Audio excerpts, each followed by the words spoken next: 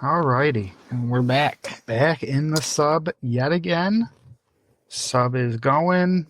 We're going. Gonna try to make this the first up that we don't bottom out on the bottom. Yeah, right. I forget if we're like 3 or 4 technically in now.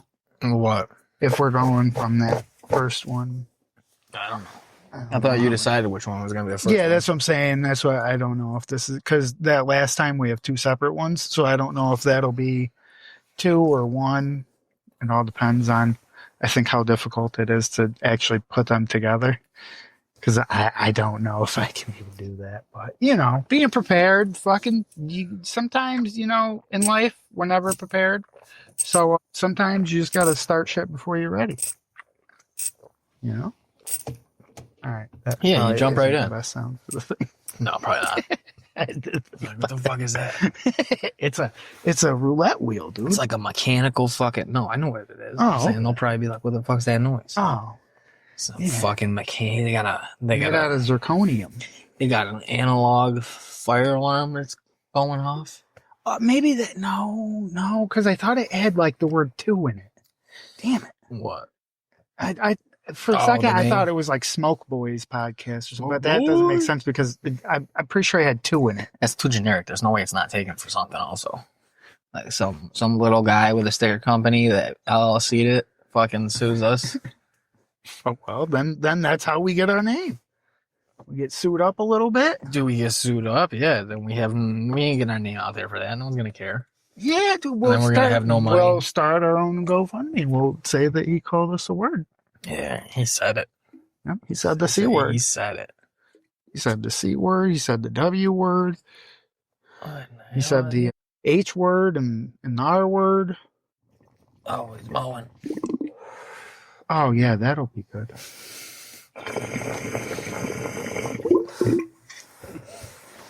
Guess we'll see about that. They're cleaning the riverbed. They're dredging. Longtime fans of the pod. Yeah, they actually started dredging at 8:00 last night and kept going past 9:00 last night. So I'm not exactly sure why they're dredging again, but yeah, I don't know, man. Pretty crazy. As longtime fans of the pod don't know, we live in a very polluted waterway area. Actually, I don't think it'll be that. I mean, it's definitely going to come out, but I don't think it's not as loud as it was. Probably not. You can probably look at the thing and see. Ooh, he just caught something. What the fuck was that? It shot it up to the goddamn porch. Probably some kind of fucking tube, pipe or some shit. He said fuck, so he didn't look happy.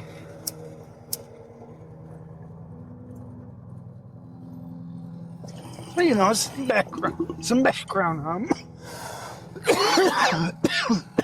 Like all the greats, humble beginnings.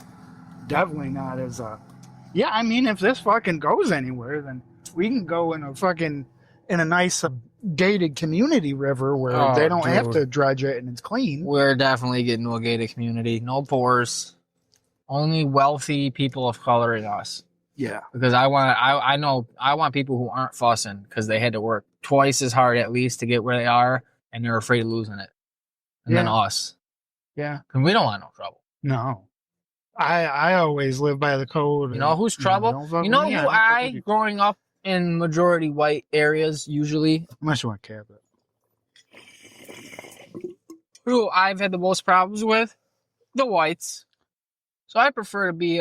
I've had my worst problem with white... Not my worst problem. My worst problems with white people, definitely.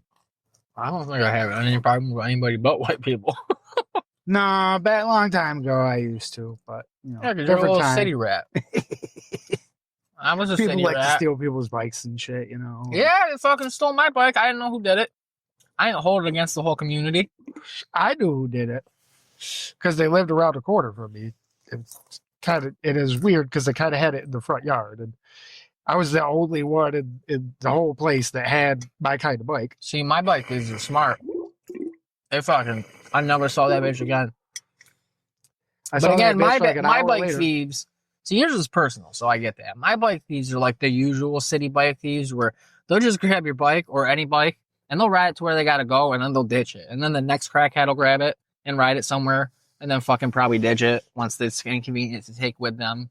That's how my bike got turned out. My bike got stolen from my little basement, and then turned out all across the north, probably west side, because it probably started on the north, but you got to go to the west usually, probably, to get your dope, probably the good dope anyway. Yeah, they're getting good stuff. Then you got to spend bus fare now. Yeah, that's what I'm saying. You get the bike, you just ride the bike until it's like, all right, sick of pedaling. Yeah, chain keeps popping off. It ain't even my bike. You ditch it over on fucking Gaddis. You find a fucking dilapidated building or burned out lot. Yeah, very good. A lot of places your bag. have us. Yeah. Sometimes you just got to take what you need and get where you're going. Yeah, we gotta get away from the poor whites, man.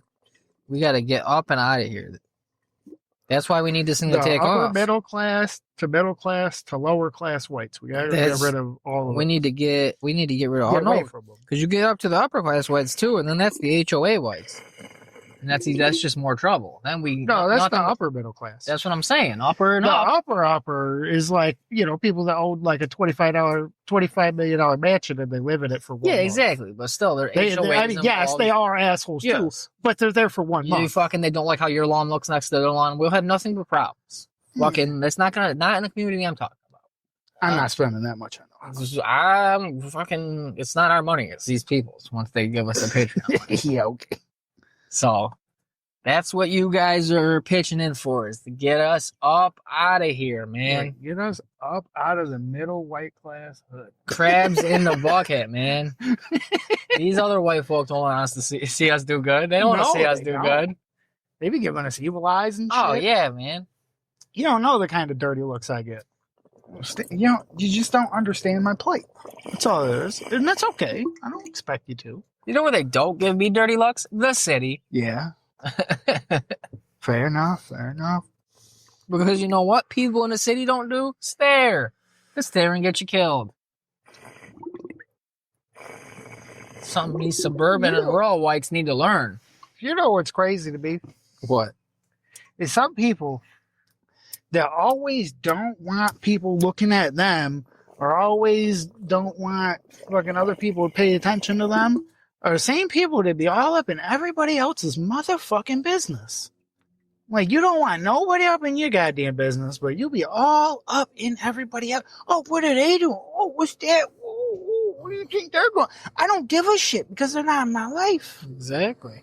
But they be like, but then, the second that fucking you light up the blunt or something, they're like, oh, I wonder if anybody can see us. And I'm like, well, truth be told, nobody gives a fuck. Yeah, dude, it's 2025. Like, well, not even that. I'm just saying, like, we could just be sitting here not doing anything. Just nobody gives a fuck because, That's not true. what the fuck? Depends where you are. I'm not saying here. I'm saying in the hood. Nobody's going to Oh, yeah. No. They're like, oh, no, that person's chilling. That's They ain't also fucking not with true. my That's life. also not true. People come up to your window, whatever you're doing. You can't roll a blunt in fucking peace in a fucking city without someone being like, hey, could you give me hey, man, I'm trying to get a Lucy and like a cheap juice or something, man.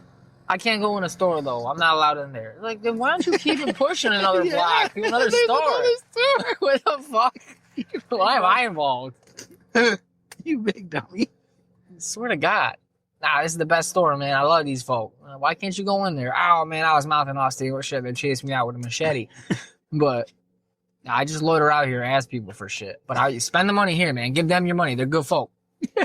They're good folk. We might not be on speaking terms. Yeah, but they good I'm going to get back in there. Though.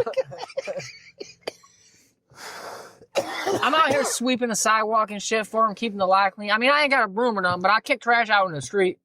I keeps it clean. I keeps them clean, man. Fuck, I make sure the AIDS poster on the side of the building that the city put up ain't fucking crinkling and falling down and shit. We don't need people gotta know where to get that AIDS medicine. Well, we just don't want the city stopping by, putting up a new one, see somebody flattening out, get this whole thing shut down. Yeah, we don't want fucking the cops come back down again. They won't be able to sell the hash oil carts no more. Or they'll lie to you. they'll lie to you, the normal consumer, and say, no, we can't sell those no more. And then, you know, someone in the know will come up and be like, hey, like me, be like, oh, shit, you don't sell it? You don't got the cards no more?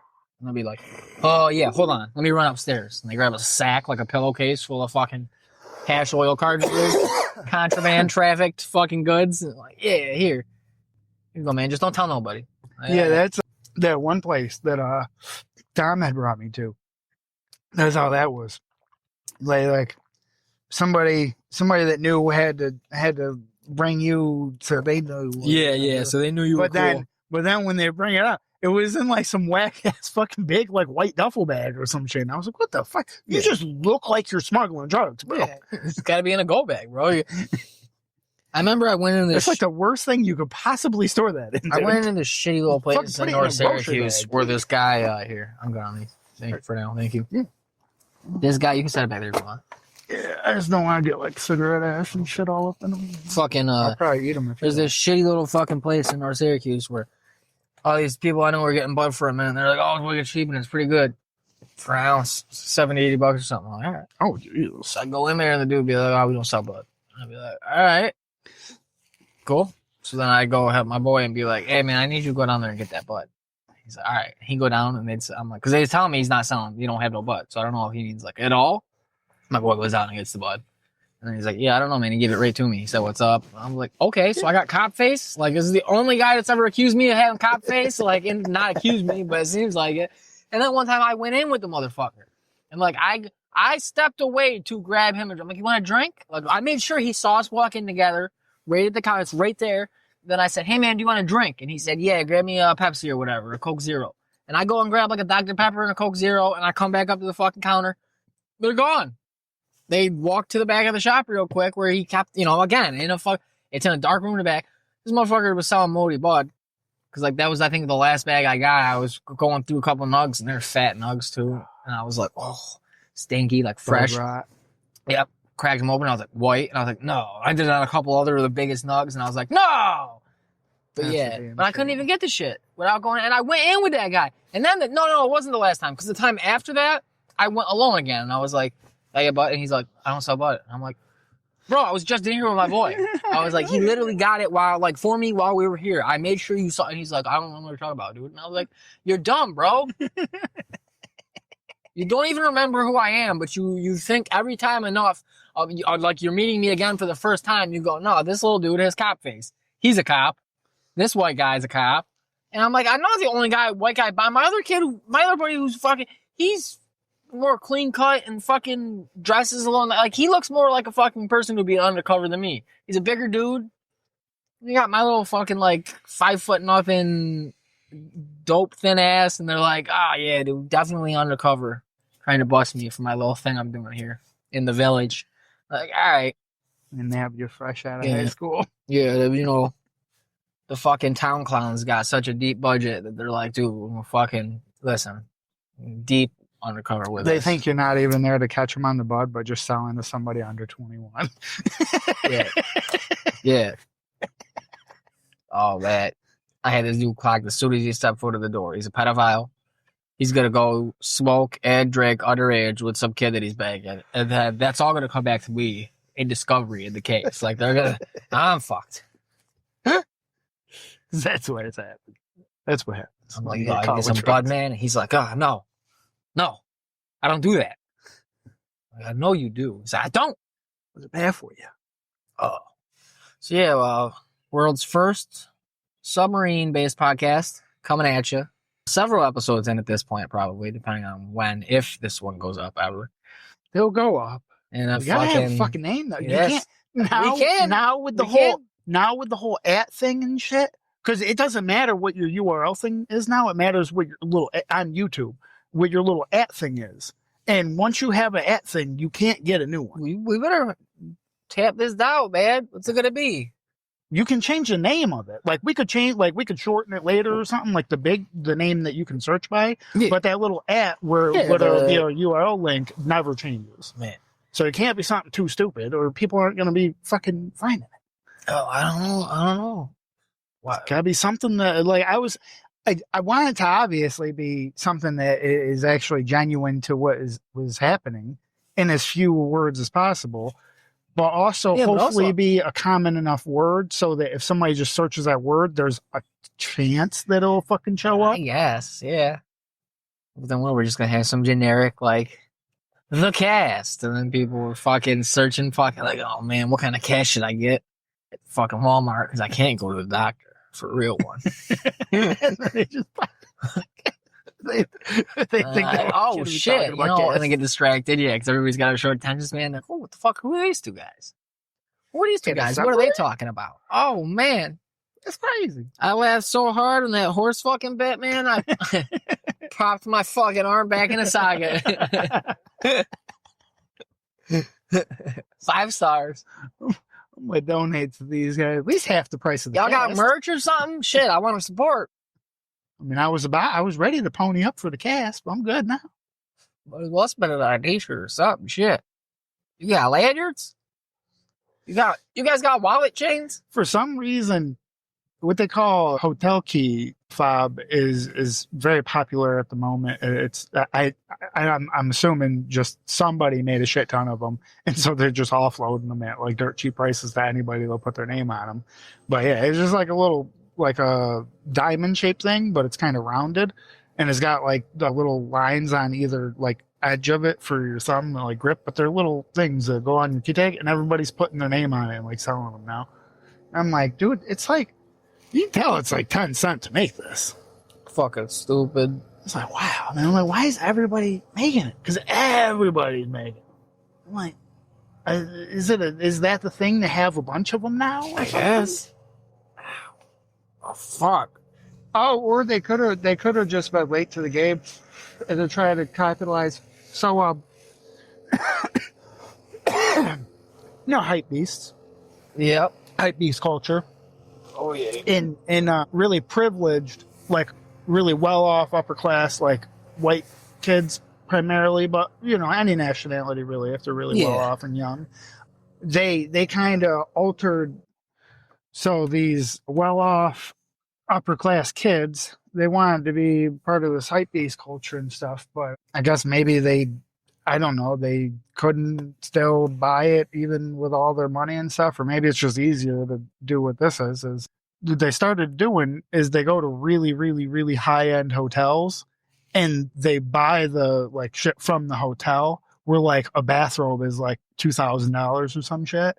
And then they started like wearing all like hotel gear and shit and all their little hype beast photos and shit. So for like a month or two, for a minute, like all the high end like hotel stuff, like I don't know, I ain't been to them, so I don't know names of them, but the really ritzy places, fucking, they would have people wearing like their shirts or a cufflink or something, just all kinds of random crap that they would sell. Slides that would have the hotel name on it. They were like $400 or some dumb shit. Like, they were crazy prices for all this dumb shit. It was dope.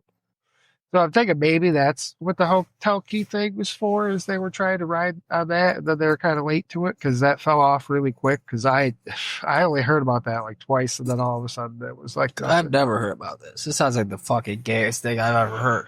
I would assume that because hotels don't produce a whole bunch. Is this Ash? Yeah. Since hotels don't produce a bunch of stuff like that, I would assume it would be very easy to make knockoffs of it and shit. Because you wouldn't be able to really have a bunch of things to compare it to tell, like, oh no, this stitching isn't right or something. Because they could be made in a variety of ways depending on what country you were in and shit like that too. So I'm thinking that's probably what it is people probably quickly found that they could get the stuff made by other companies for cheaper, and then the richers probably figured that out and said, all right, back to the hypebeast gear. Yeah. That sounds pretty fucking lame. Yeah. It is what it is, Some days you spend a bunch of money on shit from a weird ass hotel that you stayed at one time. And then the next day you spend $2,000 on some Nikes. Yeah. And then you go, but Mom, I wanted the red Lamborghini. It's pretty fucking lame. Pretty fucking lame. Make sure that's what it is. All right. Yeah. You never know what's gonna pop off. But normally it only lasts for so long, so it's not even like you can really fucking do anything It's never unless cool, you're man. already a richer and you can get some shit produced It's in like never a week. even cool. It's stupid shit. It's like, oh, a shirt with this logo on it is the new thing and it's $1,600. Bring back Jinko jeans, man. You can buy Jigos. No, bring them back. I want them in vogue. I want to see little fucking tweeners I rocking think, Jinkos and Actually, fucking it's crazy. You kinda ripping said on that. kids wearing Levi's and shit. Being like, oh, look at his fucking butch ass fucking work jeans. I'm pretty sure just like a day or two You ago, don't even got a wallet chain, bro. I got a ad for fake Jinko jeans. Bring back jam shorts. They call them like ultra wide bottoms or There's some a shit like fucking- that. I Get was some like, jams, really, bro? man. Is that what I'm fucking thinking of? Steal the name? Yeah, jam shorts, man. Bring them back. Oh, with like the real fucking 80s and 90s. Yeah, it's fucking jam shorts, man. Come on. I'm fucking. Let's do it. I'm gonna bring them back. How much are jam shorts? Woo. Get these Amazon ones for 20. I know that. I'm not spending no $70 on some fucking shorts. The fuck? These people are out of their mind. Wonder why they're not This gonna economy bring it is back. fuck up. You don't want to spend the money on them. How are they gonna make them? $70 because I could buy 3 of them from Amazon. Fucking. I'm not talking about this specific brand. I don't care about. I'm not buying them from the maker for $70. You're out of your mind. China will get me 3 with tariffs for that price. It's a very, Look, man, China didn't do nothing to me. that's a very bad mindset to have. I mean, don't think so. China didn't do nothing. You're not willing to support the original. Why would you expect somebody would? I want the would idea. support anything? I want the idea. It doesn't have to be the original. I want the idea of jam shorts and Jinko jeans back. They don't have to be Jinkos. They got to be that. I mean, yeah, they probably got to be Jinkos. Who else is making fucking jeans? It don't work. All right, the Jinko thing has got to be Jinkos, but jam shorts, it just got to look like jams. I don't want Levi's making jeans that look like Jinko. They got to be Jinkos. But fucking damn, dude.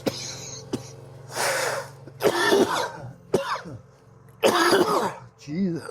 Man, bring back large white tees. Yeah, like 5X and up. 5XLT. XLT. I'm tired of not seeing a T right behind an X in my fucking t-shirt sizes. Everybody should be out here in fucking white beaters and fucking jorts. What, you getting bit? Nah, I spilled a little bit of water. It's brand new clean water, though. Fucking, You're good. fucking jorts and white beaters, man. That's where I'm at. Put this up here. That's what I'm bringing it back. I'm gonna wear a white beater, a flannel over it, and my jam shorts. And fucking, I'm gonna get some, what the fuck? Not Crocs, not slides, like regular sandals. Like, Flip-flops? no, regular sandals, bro. Fucking toe split between the big and then the next toe, and then it comes up around the heel in the back. Not an open back like flip-flop. Oh, where it'd Sandals be with like the a Velcro. leather or whatever? Yeah, the Velcro. Yeah. Sandals, man. Sandals, Yeah. jam shorts, Like little kid sandals. white beater, yeah. White beater and a flannel. And fucking, and my hat on ever so backwards, ever so askew to the back. So Are not you trying shit. to look like you're from Florida? Yeah. Yeah, that's what just- I'm kind of getting. Just real shitty. And I'm gonna go back to school for engineering. Like I'm gonna that dress like fucking- that in every class. Asmund Gold dude, like some fucking millionaire, and he lives like a fucking pig. It's so hysterical. He almost died the other He's day. big. That was pretty cool. I saw that. Who the fuck is this? Asmund Gold. I don't know. He's a really, really long time like Twitch streamer and shit, but he's like a multi-millionaire, Oh, okay. So and he's another soft hands, yeah, just out here baby dicking.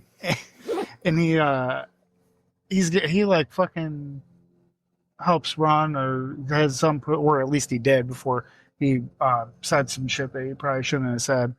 But anyway, like he's fucking well off and shit, and but he doesn't like to spend money on fucking anything, like at all. Like he drives like a beat up, well, it's a halfway decent car, but you wouldn't expect a millionaire to be driving it. But he lives in the same house that he grew up in, and it's like all fucked up, like the bathroom sinks and shit don't work type shit, and just like old house shit. Yeah. Well, he had apparently woke up to stream the other day, and it smelled like a dead rat in his room. That's cool. So he figured that another rat, keyword another Another. rat, had So died just up in keep the attic. dying, man. So he went up to go find it so he could remove it so he could maybe stream that day because he couldn't stream just smelling the carcass or whatever. That's because he didn't want it enough. And he went up there and apparently he was walking around and he thought he was standing on what was like a support beam thing and it just fell right through the fucking thing and he fell through and fucking landed on the next floor. Yeah. And he was like, yeah, originally I didn't think nothing of it, but then like when I started seeing all the replies of other people who had said they had that happen to them and what had happened to them as a result, I realized how lucky I was. And I was like, yeah, I can't be cheap about this. I have to actually pay somebody to do this professionally. And I was like, yeah, dude, that's what you should probably do about everything. There's no offense.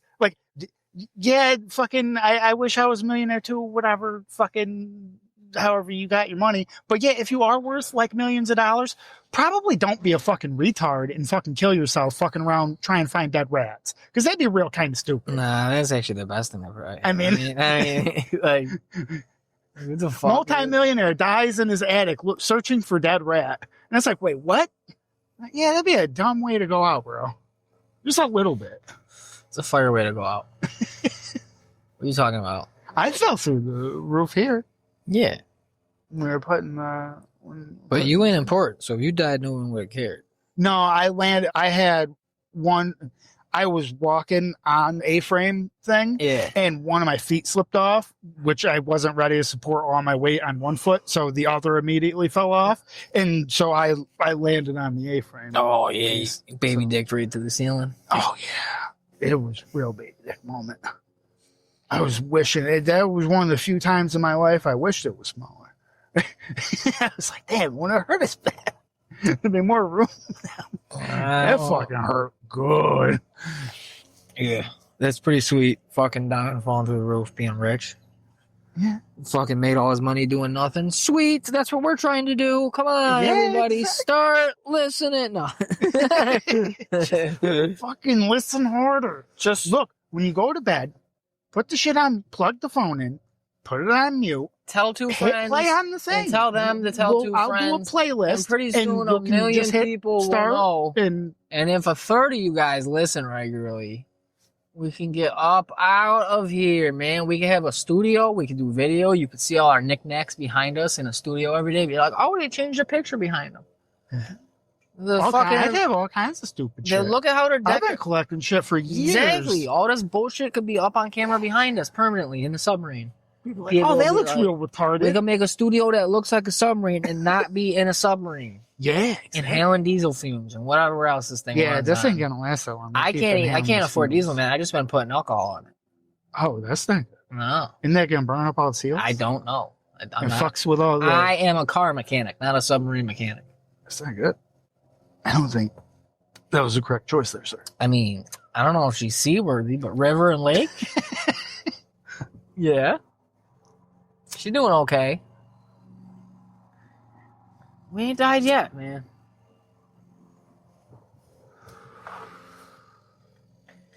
I don't know what to call it, man. The smoke sub? I still watch her fucking, probably, maybe not watching the name, but we don't have video, so that wouldn't help, but at some point we will, but I'm pretty sure I'm going, if we're gonna do video, I'm pretty sure I'm gonna have to have at bare minimum like an iPad or a laptop and a second phone, and I would then still do the audio like this, and then I would record the video on the other phone, but then I'd still need a third device to actually put them together and sync them and shit, especially for any edits. But I know that wouldn't fucking, that would die. Like, just write to some producer and ask them what they do. They like have a PC and have like multiple cameras normally. Fucking see if you can email Toby McMullen, and see if he helps you out. Be like, hey dude, how do you record video and sound, and then how do you get them together synced? And then pretend I don't have access to a laptop or a desktop. Go. Just a quick piece of your time. Well, you see, you're going to want to start off robbing a bank, all right? I don't know who the guy is, but I just thought it'd be good if They start off by telling you need more money. He was a producer for Are You Garbage? And they had a falling out or something. Heard. And tried to act like they didn't have a falling out. That's weird. Yeah. That'd be like a fucking bed tried to go back with Tim and actually like everything was chill. Oh, man. So, what was your first job, bad kid? My first legal job or my Yeah. first job? Well, go with your first job. What's your first My job? first job, I think, would be assembling grills in the back of the warehouse at a propane sales company. And how old were you? Probably like 11. So, no working papers. No. All right. So, just illegal. There Child- was no hourly Plain old wage, illegal child labor. Yeah. All right. Perfect. When America was great. What made this Exactly. country what it is. Exactly. What we're trying to get back to, God willing. God. If 45, 47 can get us there. All right. Now, so what was your first real job? Price chopper. That was your Where first real one? Yeah, where I You met were your acting like a homie G. fucking dragon? Acting I'm like a a dragon. dinosaur. What? He said you were high as shit one time at the register. Oh, that dude! I was Yeah. so pissed. And you were off. like, fucking, like, No, I'm a dinosaur. I'm pretty sure the time he's talking about was, I think, the first time that I was back at work after my birthday, where I had bought like 4 ounces of hash There you go. because I had a job finally, so I balled out. What for else my do you do? birthday. Yeah, you just spend it all on hashish. And I came back and just illegal concentrated drug. blazed out of my mind, dude. And plus, I think I had been up for like a couple days, That's a probably felony. without sleep and Felony. shit. Back in those days, that's a felony. But yeah, I remember that. That wasn't no decriminalized. You think got the oh my god. I remember fucking so when is that? That was probably before I met you. Also, too, I mean, not entirely, not trying to explain it away, but small part of that too was when he was geeking out to it, I had to keep doing it too, Yeah. because I'm like, well, he's Wasn't there a fucking customer at the register? Exactly. And the customer is looking at him, and I just go, he starts dying. Yeah, Dude, fucking oh my god. Oh, I forgot what I was gonna say. Oh shit. Oh, yeah, did yeah. I ever? So that was before I met you, and then fucking when did I get caught with the fucking hash pen? That was like 2018. That was like 2018, I think. And I fucking way less the hash, but still same thing, concentrated, manufactured or whatever it was. Yeah. So it's worse than just having weed. Yeah. And fucking I just had the leftovers of the dab Processed. cartridge, yeah. And fucking he was like, "Oh, what's this?" And then they do felony, like, well, misdemeanor, what is it? It's a criminal possession of substance. Yeah, it's fucking. Oh god, yeah, you had 4 ounces of hash, dude. That was definitely a felony. Mhm. Mine was probably not because it was literally the littlest bit. It's like if I was driving through a flyover state right now Yeah. and I got stopped by a state trooper, which I would because New York plates. Yeah.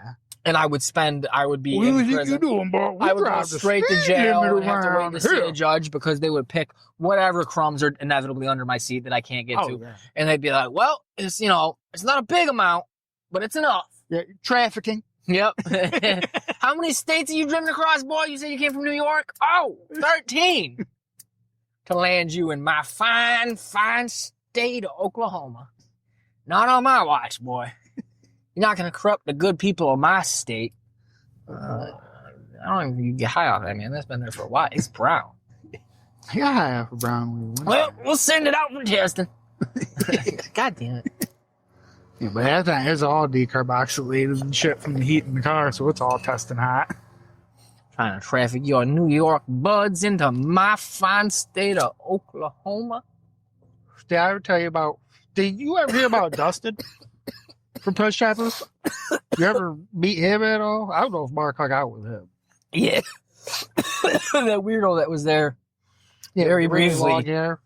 He was into like fucking death metal and shit. Very briefly when Mark introduced me to you. Yeah, because I met him at Praise Chopper too. I can't remember a lot about him except he was weird. I think we chilled with him once or twice at your place because he came through to buy bud or something. Yeah. He's a fucking weird dude.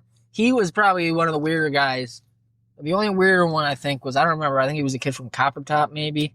Tommy. No, I don't think it was Tommy. I don't think it was Tommy. It was the dude that came over one time to buy weed and started rapping. He put on that one Action Bronson and Mac Miller song. I can't remember what it's called. Red Dot Music. He put on that beat and started rapping really bad. And I was humoring him. I don't think that was Tommy, dude. It could have been, but I don't think I don't it was. think that was Tommy either, but I'm a blank. It's the only time I met that fucking guy. It was at your I wish I remember because this. you were right down from Copper Top, and it was when you were working there. This would be a wonderful memory if I could unlock it. It's when you were selling all the motherfuckers Mad Bud, so they would all come by too. So when you were doing like probably your most business, maybe except for when I first met you, because fucking everybody at Copper Top was buying, so like you were selling big again. And then fucking this dude stopped by, me and baby mama were over. We were chilling with you, and fucking this dude came over and he put on the fucking instrumental on his phone and he started doing like this shit, like just the shittiest rap freestyle, like rhyming the same words with the same words at the end. You know what I mean? Yeah, rhyming the same words. I'm a man with a plan, cause you know I got the plan. Like, and I was like, oh man, well, good for you, man. I couldn't do it. I got a little bit of self-respect. Yeah. If I couldn't do it at all, I would. And you and fucking, I can't, so I don't. You and my kid's mother were just fucking selling the shit out of it. So I just had to fucking just keep. Yeah, dude. I don't lie to you. I mean, I wish I could rap, man. I don't have to. I can't. I can't string words together like you. I can't keep going like you can, man. I don't want to sound that stupid.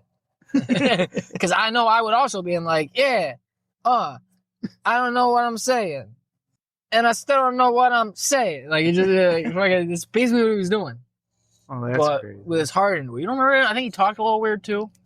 Like, he might have had a speech impediment, or he might have been autistic, or if he had maybe a speech impediment, that might have been the one kid.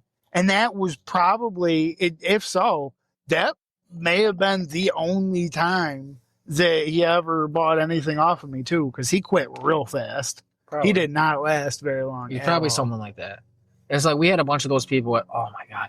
I was talking to my other buddy about how we could write a book, probably. Someone could write a book. Because I don't have the whole history. But you can get enough people together and fucking. You definitely need some collaboration from people in the family, so it would be hard. Because you'd be besmirching the good name of their former business. But you write a book on fucking Uncle Chubby's and fucking all of the shenanigans and the people, like. But yeah, one of them, like, we just had random people at a certain point where, like, they couldn't keep fucking anybody. So, be like, every week there'd be multiple new drivers, and they would last like a couple shifts, and each more memorable in their unmemorable, but still memorable in their fucking uniqueness and shittiness. Like, it just got worse. Yeah. There was the kid who they told us he was autistic, and he seemed like it. This Jeff kid, and he was just getting speeding tickets. Like, he would leave and get a speeding ticket immediately because he was just whipping this little shitty HHR around. And I don't know if he was like putting exhaust on it and shit, but just fucking. And he'd like be doing an 80 and a 30 like all the time. I still see him because he lives. Once in a while I'll see him fucking fly by, and I'm like, I know that's that motherfucker because he's heading the same way and shit. He'd be getting like, I didn't know how he was still driving. He was like freshly 18 and he already had like way too many tickets, and they were always like, aggravated speeding, like with the amount over and shit. Yeah. And like, I don't know how he had his license still. It's still afterwards, years after seeing him driving. Maybe he don't anymore, but I would say, dude, that kid was bad. There was the fucking kid, Rick something, who fucking, we thought he was doing dope or something. He was like, he disappeared, and like, we'd be like, where is he? He's been gone too long. And then customer would call and be like, I haven't got my food yet. We're like, and he took this is in the neighborhood across from the business, mind you. Like, and we're like, what? And then I drive out like, oh, it was one time this old dude was like senile. My bad. You're good. I'm chilling. It's getting beat. He fucking called and said like he forgot his soda. So I'm cooking, but I'm like, we're slow enough where he's like, well, just drive. We're slammed, but it was cool. The guys are like, well, just, it's in the neighborhood. Drive his fucking soda over to him. So I bring his sodas over to him, and I get there, and the dude finally comes to the door, and I'm like, he's mumbling shit, and I'm like, here's your sodas. And he's like, oh, where's the rest of it? I'm like, what are you talking about? And he's like, where's the rest of it? And I was like, well, you didn't get your food? And he's like, no, it never came. And I was like, are you fucking me? So I drive back to the shop. Wait, how do you call that he forgot the sodas, but he didn't get the food? Because this dude was senile. Oh, but geez. just fucking, I'm pretty sure he died shortly after. Fucking, I get back, the kid's still not there. And I'm like, yo, like, so I'm telling people to call him, and he's not answering his phone and shit. And then he came back, just like, and then like, I'm like, where did you go, man? Like, did you give the guy his food? And he's like, oh yeah. And I went, when? Because I just went there and he didn't have it. And then he finally puffed up and shit. And like, I think they sent him on one more run and then they came back and they were like, they talked to the owners and they're like, yeah, dude, tell him he's fired when he gets it. Tell him to do his cash drop. And then we tell him, we're like, yeah, you got to drop your cash and leave, man. And he's like, well, who says? And then fucking we're like, the owners, man. Like, you're done. You got to go. You got to drop your money and, you know, get paid out and leave. And then he's like, oh, well, I'll hear it from them. I'm like, well, they're old and they're asleep, man. They're at the house. They're not coming over here. So get out. And then he's, you know, he starts puffing up and shit. Oh, man, there were so many fucking scumbags. I love the shitty places you work, like restaurants and shit, and the characters you meet. Oh, yeah. I like when I worked at the fucking cemetery there, the old Catholic cemetery in the city. Yeah. Court, and the fucking, in my group of, I know, you were maintaining them. Yeah, no, I was a groundskeeper, so I was doing fucking, nothing. Reefers. Fries. There you go. French fries. They're cold. They're in the back seat. Jesus. He wasn't even looking either. He's just rolling back, looking down. The fucking. What the fuck was I saying? I don't even remember what the fuck I was saying. No, oh yeah, dude, just the cemetery. The fucking in my little group of weed whackers. They split us up into groups. I had these two cousins that were fucking Jersey Crips. Because I fucking looked up the tattoos that they both had and fucking, that's what it fucking was. And I was like, oh, geez. And they were talking about fucking somewhere in New Jersey. I can't remember, Patterson or something like that. Like fucking, I was like, oh shit. Just fucking, little fucking tattoo, fucking, and all that. Oh, what is that? I looked it up and I'm like, god damn, man. Fucking, everybody there was like an ex-con. Except for me. It's like a couple people who weren't. I remember this one white kid who was like, he's like fucking started talking to me because I smoked weed, so we go smoke on breaks. And then he was like, yeah, man, you know, they just don't work hard enough. You know, it's like, yeah. And then we were, his problem was we weren't ever going to get the bonus. If you were like, you're going to finish your zones quickest of everybody in the week, they'd randomly select one person to get like the next week's paycheck, like a few $100 bonus. Yeah. And we were never going to get it because our boys there were not fucking, like, they were taking breaks. And I was cool with it. I was like, yeah, man, let's relax. We're all getting paid. Like, this job is what it is. I'm out in the sun. I'm getting a nice workout. I have steady work. This is cool. It's not hard. Like, the first week's kind of rough. You're not used to it, carrying that. Your shoulder hurts. And it's like, oh, whatever. Fucking. But, yeah, he's like, dude, we're never going to get that bonus because they're not working hard enough. And I was like, yeah, well, you know, this kid wasn't the best worker. He wasn't the quickest. Like, they worked quicker than him. Like, when they worked, they were hammering. Like, we were going. Yeah. We were humming. But, like, this kid was our weak link. But he's like, yeah, they're just not going hard enough. And then one day he's like, I just can't do it no more, man. I'm sorry. And he laughed. Like, he's all quiet and shit. And I was like, all right, dude, whatever. Fucking...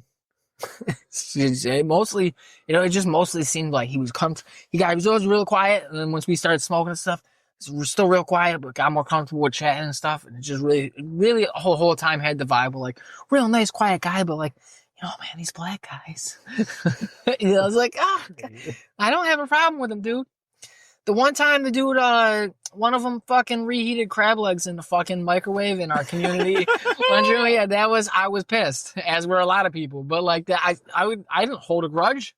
Like, I just got up and went outside in the back of an old dump truck in the rain. All right, whatever. But that's the only reason I was in there. Everyone's inside because it's like raining during lunch, and he's fucking reheating crab legs. It smells like death and fish. People are like, oh no.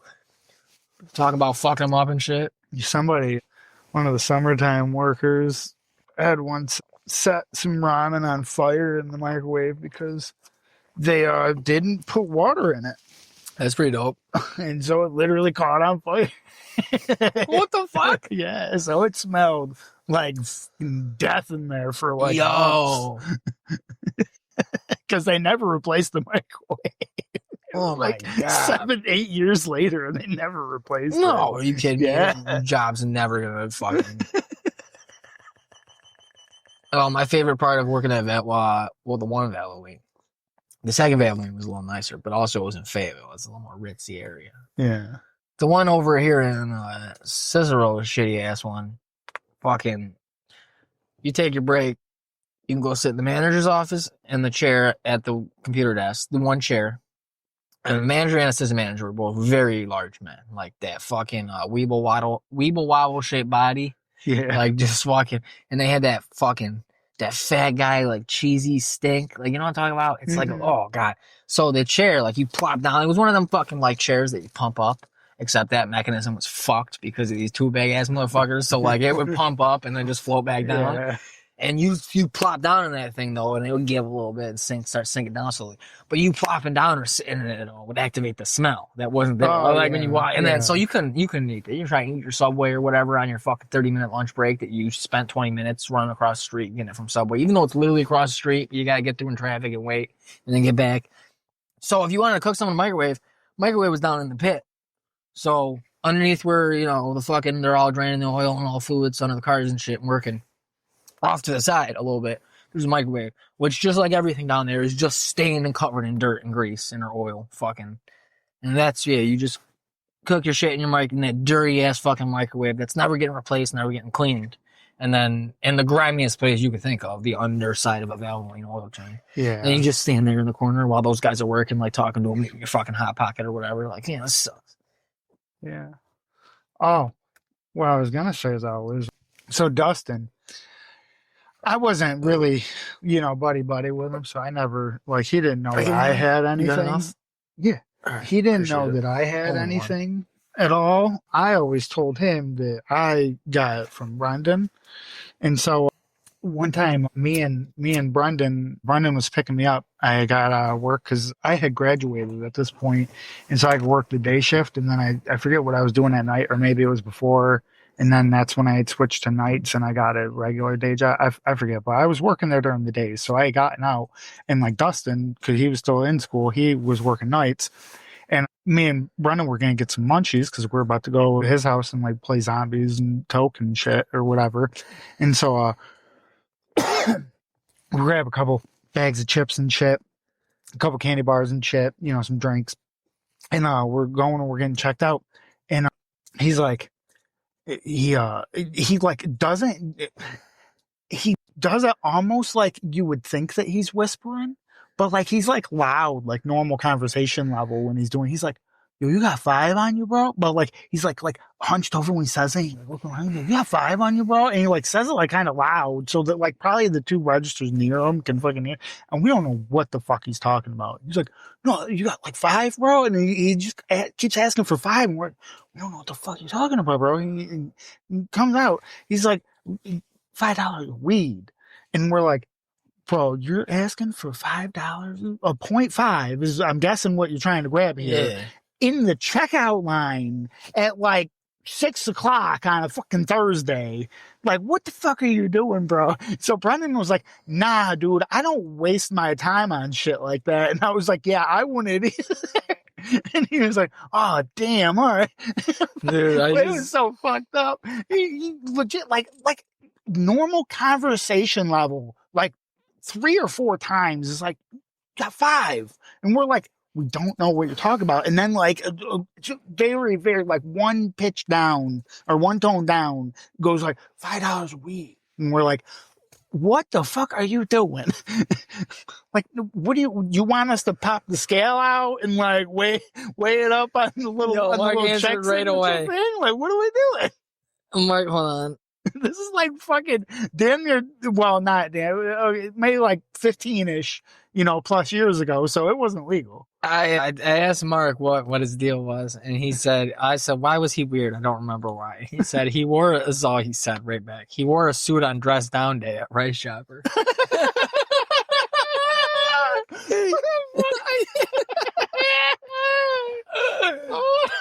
Yeah, he's a fucking weirdo. That was it. Yeah, I remember that. I think I went in with Mark too or something. She stopped him for some reason on his day off. And he was fucking, this dude's in there in a fucking suit, like a tux or something like that on dress down day. The fucking day they let y'all dress like your normal selves. Yeah, but I remember he came over your place too once or twice while I was there. He's a fucking, just being fucking skeevy. Fucking. One time, me and Jesse were chilling, and he came over, and he came over with his weed. He had been talking this weed up that he had for like a month, dude. And now, for one, I was getting kind of concerned by like week 3 or 4 that he still had this weed because I mean I was like moving shit, so I didn't hold on to weed for like weeks on end because it got bad and it got old and shit. And so I was like, he's been talking up this weed for a fucking month. This shit's gonna be fucking crumbling.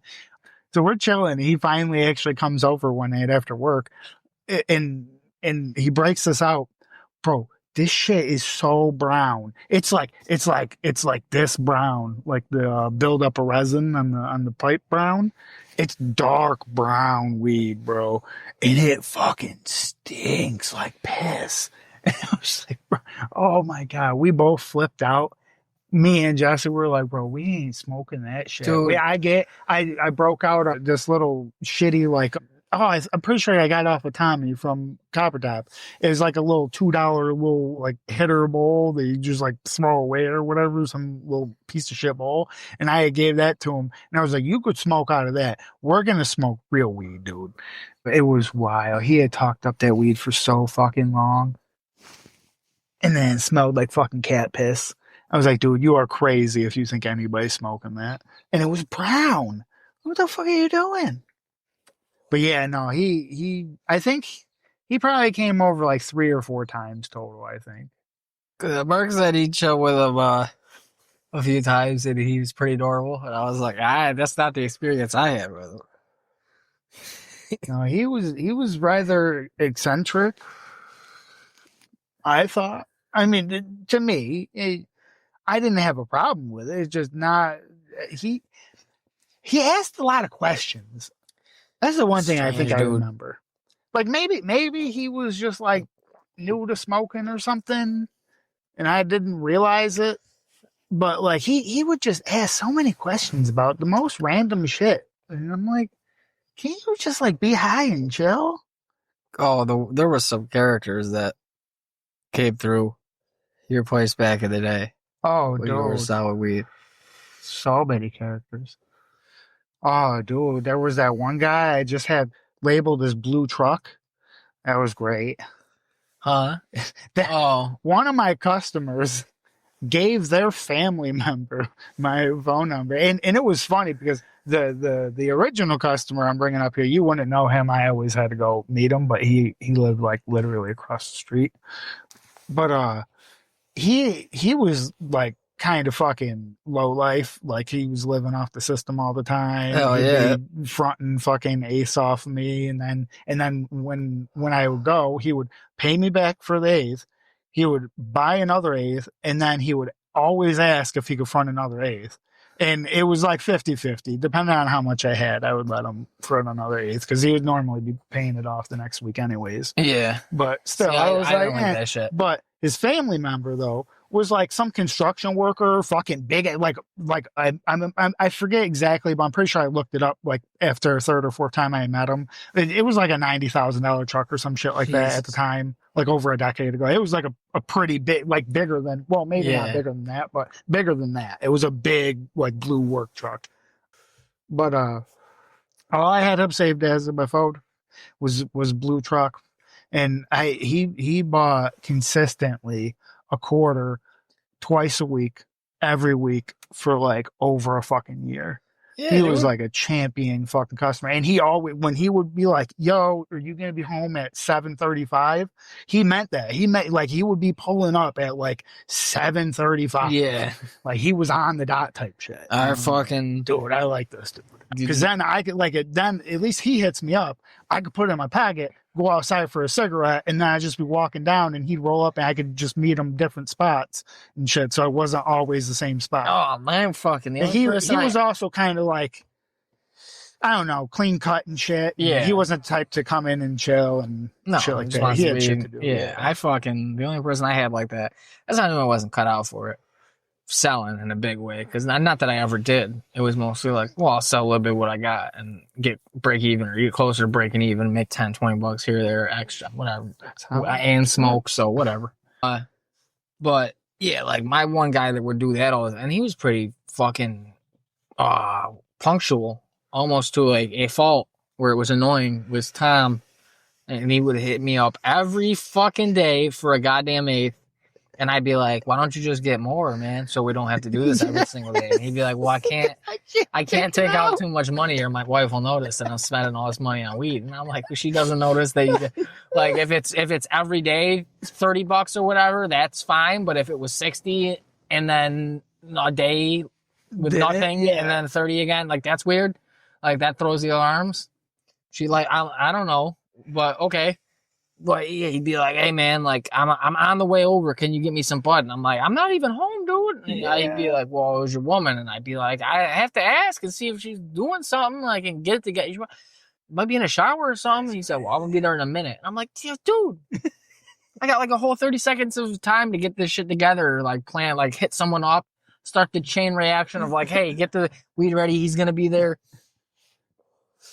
And it was annoying. Crazy how it was annoying. It was cool. It was like, oh, this is great. I didn't mind the business because, you know, if I was running low on funds, I could be like, well, I got another day or two till I need I had my shit paid for every week. I knew ahead of time. Still, fucking having to fucking be available every single day at some random fucking point was like, nah, dude. Like, or like I'd be at my pizza job, so I worked all day and then went right to my second job.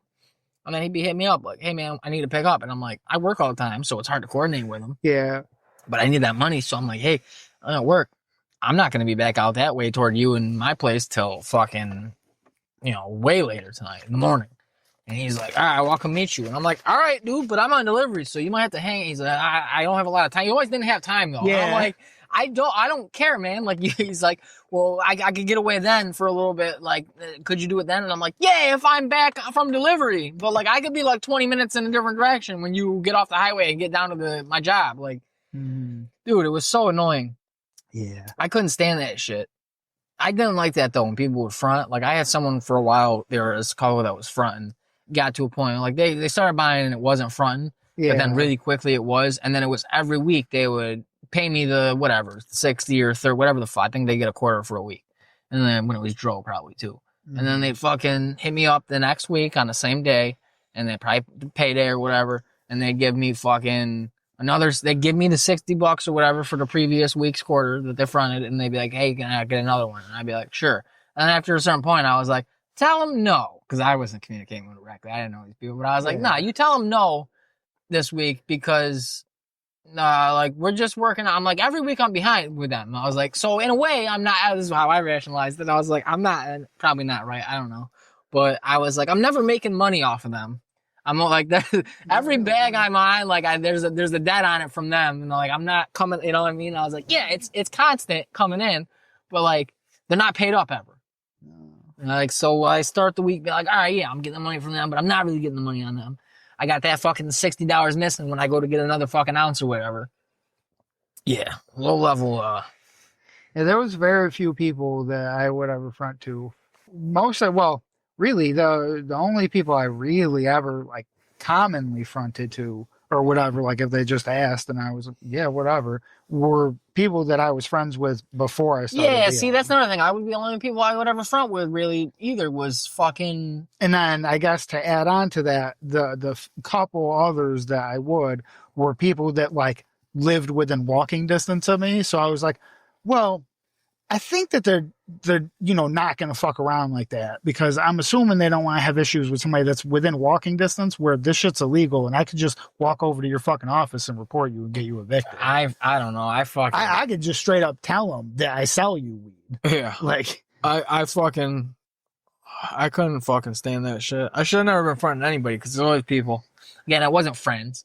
It was, oh, well, this person wants to buy bud. I'm like, cool, more business. And then they're like, well, they want to front. I'm like, oh, all right. After like, you know, one time of buying. But I would do it, and they were steady, and they would have kept doing it, but I was like, nah. At a certain point, cut them off, and then they just went somewhere else. They're like, all right, they you know what? Pretty sure they took like another 2-3 weeks to end up paying me that front instead of right on time. And then fucking, because they had to get their next bag. They had to use that money, So that's cool. But and I started fronting to those people. That was after I had the one kid who I was getting butt off of for a little bit. And then one time I got a bag off him, and then I re-upped, and then he hit me up like 2 days later. He's like, hey man, I'm out and I can't get any. So I was wondering if I could get some of that bud back. And I was like, Yeah, dude, but no offense, I have to give it to you at the rate I sell it to people at because, Otherwise, I don't make it. yeah, I'm not, it's not just like gives you back. It's not, there's no backsies. There's no backsies. There's And, not a refund policy here. yeah, you can't Indian give. If I didn't like it, you wouldn't just give me all my money back. Yeah, no Indian giving, man. Like, and fucking, and so I was like, yeah, sure. So I gave him a little bit, and then I was like, and I think I even like cut him a deal. Like I was like, well, I wouldn't do this for nobody else, but like whatever, this little bit, I was like, just $25, And he's like, all right, cool, man, thanks. And then just fucking deaded me, and I'd be hitting, like, didn't dead me though. Like I hit him up and be like, wait a few days and be like, nah, I don't want fucking conflict. Back then, not more than I do now. I'd be like, fuck yeah. But still, I don't need to press. Then I'd wait a few days and be like, hey man, like, the day came and went, you're supposed to pay me. And I'm like, what's up, dude? And he's like, oh man, yeah, I'm just trying to get the money, blah, blah, blah. I don't know. All right. Like the kid's just selling drugs and shit, no job. I'm like, all right. Trying to scavenge up $25. No, he had other shit going on. He had to buy his bag to sell his drugs. He had to get his front money so he could buy his shit so he could sell to people. It's how that life was working, probably the shit he was doing. So this kid, he fucking had his own little apartment, like his parent, dad, or whatever set him up with, but he's still in school, but like his dad lives at his house, so like the kid's just free reign in an apartment that like I couldn't afford today, but back then fucking probably could have, but not. But his dad just set him up in it while he's still in high school, and he's just selling drugs, having parties out of it. But fucking, so I got to pay him up, and I'm like, hey man, can I get my money? And he's like, yeah, well, I gotta get it, and I'm like, it kind of blowing me off, and I was like, dude, give me my money, like what the fuck. This is the first time too. I think I had to deal with that. We screwed me out of front, and I was like, flabbergasted. Like, what are you doing, man? I showed you I was cool to you. This is all cool. We're all smoking weed. This is a cool thing. I thought we're all hippies or whatever here. I just started smoking in the last few years, in 2-3 years. I'm like, yeah, dude. Like, what are you doing, man? Why are you screwing me over? This isn't cool. I'm a nice guy. I thought you were a nice guy, nice enough guy. And then I was like, all right, dude. So I started getting prickly with him. I was like, hey, I'm gonna fuck you up. Like, and like, you're taking, he's like, well, it's not a big deal. Start acting like that. And I'm like, I'm having a kid, dude. I was like, even if I wasn't fucking, I was like, so I need every dollar. But even if I wasn't, it's principle. You took, it's my money, dude. Like, don't fuck me over. I helped you out. Especially on the front. It's not even like you borrowed $25 from me. You borrowed something I would have gotten $25 from. Oh, and this is the best. Yeah, that's the best part. You don't even owe me the money. Now I'm just out. I'm out not only the money, but a sale too. No, it fucking pisses me off. This fucking. At least that's how he was acting like, oh, it's not a big deal, and I'm like, I don't give a shit, dude. It's the principle of it. You're fucking me over, and you're not going to fuck me. I will not be fucked upon. You trying to fuck on Chow? Fucking. So I was like, dude, I'm gonna fuck you up, like. Not trying to get too threatening over text with him, but still not too worried. Like, I'm gonna fuck you up. And then so I would fucking get off work and I go drive by his fucking apartment. He'd always be chilling with his boys, smoking, whatever, chilling up on the balcony. Because it was the ones you lived previous. But if you went out your parking lot to the right and then bang that first left, those tall buildings with the balcony, that's where it was literally that one that we used to park at. When we go over there, literally like probably one of the buildings behind us. It was right when you turned. One of them ones on the left. He'd be up on that balcony on the 3rd floor and on the right side, and I fucking go by real slow. And I fucking, like, sometimes I cut my lights out for a sec and then cut them back on. I'm just way too slow driving through there, creeping, like, just foot off the brake, slow, looking at him. And fucking he'd get up and go back inside and shit. And eventually he paid me the money. But I was like, fucking, like, way too late. Jesus. And I was like, yeah, dude, I'll fuck you up. Started stalking him. Like, showing up, fucking, I'd park my car and shit. Start fucking hitting the wall there in my fucking car. Just fucking looking up behind me at his fucking place. See him, like, looking and shit. And be like, I'll get you, motherfucker. That's bad. Nah, I know. But don't steal. Don't rip off a dealer, man. Come on. Hard working he dealer, not a weed dealer. Grab your fucking dope dealer, sure. I don't give a shit. Yeah, they're at least making a fucking profit on it. At least if they're not retarded, I guess. But I'm not. I can't cut this with anything. What do you want me to do? Cut this with oregano? I can't cut shit. I could get it wet. I could soak the nugs and fucking do a quick handoff with you and get out of there. Oh, like fucking well, not just get them wet, but fucking one time, I think it was me, Brendan, and Jesse chilling, and Evan. You remember Evan? Oh yeah, He stopped by, fucking. and he was trying to get some buddies, some bud nuggets, and That was a kid who offered to suck off a store clerk for Yeah. $1 difference to get some spike. Yeah. Okay. this was long before that. Though. This Yeah, was I before figured. he was cracking out. He was just fucking with weed at the moment, and he had wanted to get some bud, and I was like, well, shit, fucking, I don't really have as much as he wants or whatever, and so I I'm pretty sure like Brendan had some bud that was like really shitty or something that he was trying to get rid of. And so I got it off of him for like super fucking Is this cheap. the fucking pink buds? Yeah. So I got it off of him for like super cheap. And this shit smelled like dirt. Like it was nasty smelling. So I was like, well, fuck, we got to do something here to like, I mean, it looks like dog shit. You spray it with something? Not spray it.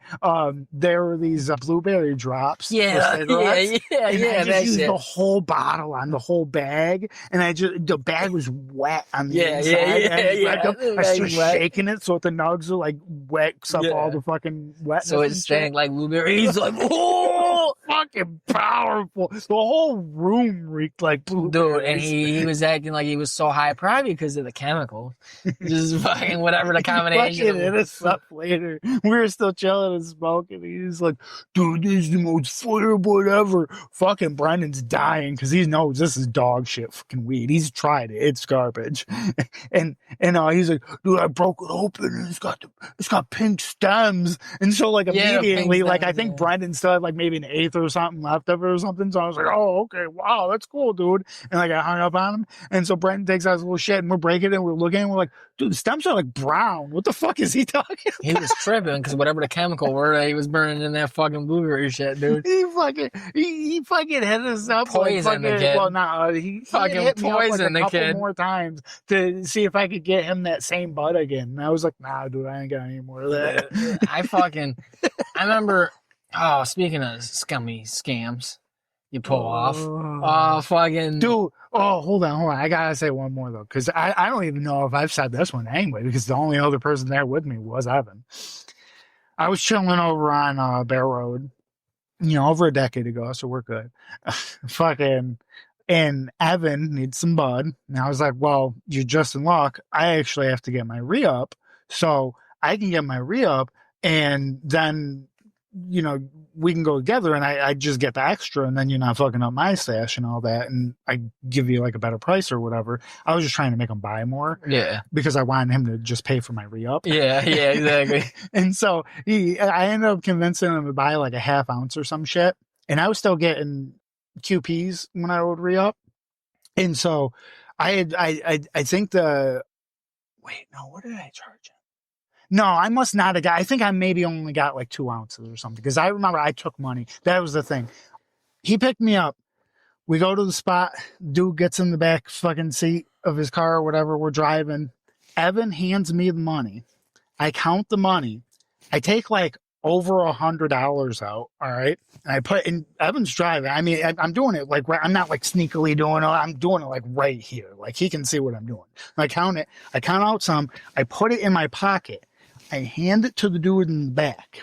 He hands me a big old bag of weed. I think it was 3 ounces. I don't know what it was, but I don't think it was my normal QP because I didn't charge him that damn much. It wasn't that much of a scam. But out of it, I had told him to like weigh me out one separately and put it in the bag. And so I open up my big bag. I take out this much smaller bag. I give it to Evan and I roll up this bag. And I used to always wear the hoodie things with the pocket on them.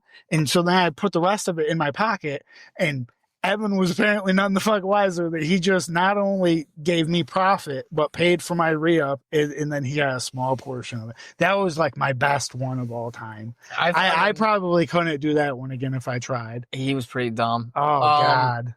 That was so wild. I had one time, this kid was trying to get bud and someone else in there was fucking looking for a vape or something. And it was one of the vapes were newer. And I had that fucking Magic Flight lunchbox. Oh, yeah. And did not care for it. And I fucking, I was like, well, I'll trade you this for Bud. He's like, yeah, I'll give you Bud. And I was like, how much? And we ended up agreeing on like, I don't know, 80, $100 of fucking Bud. And at the time, you know, it was Hetties. So it was even better than fucking if I just got Dro. So more value. And I was like, yeah, of course. So I fucking, this thing wasn't working. At least when it wasn't really like, so I fucking went and swapped it out with him at, over at Great Northern, I'm pretty sure, somewhere over there real quick, not in the parking lot. Fucking, when Dix was still there or whatever, and fucking, dipped out. And then I blocked the number, and I fucking never hit that kid up again for Bud. But I was like, and then he ended up messaging, I think, back before I blocked him or whatever, like, oh, it threw me off because he was like, oh, thanks, man, it works really well or something like that. And I was like, that's suspicious because I knew it wasn't working. So I was like, either somehow it's just magically working. It is magic. It's in the name. Yeah. But I was like, somehow he got it working again, and it was none, like right away, was none. I don't know. Because I was trying. I was pretty sure it was dead. Yeah. I was like, oh, it's already dead. This is crazy. And then, so it was, I thought it was nothing, worthless.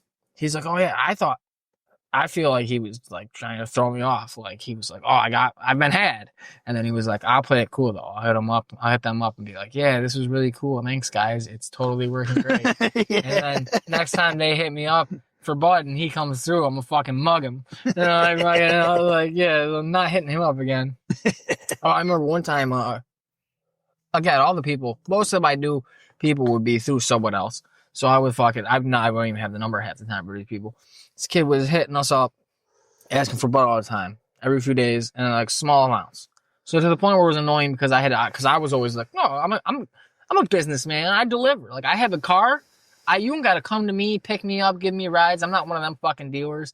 You got to get your ass to me. I know a lot of people can't get around. I will bring you the Bud, and I won't even factor in gas. And I'm driving all over goddamn town. Yeah, dude. Just fucking, because I need them customers. I thought it was a good business plan. It's fucking, so this kid would be hitting me up every few days for like stupid amounts. And he'd be doing the thing where he'd haggle and be like, yo, could I get, I would do like, until you got to an eighth or whatever, a gram is 10. Yeah. Straight up.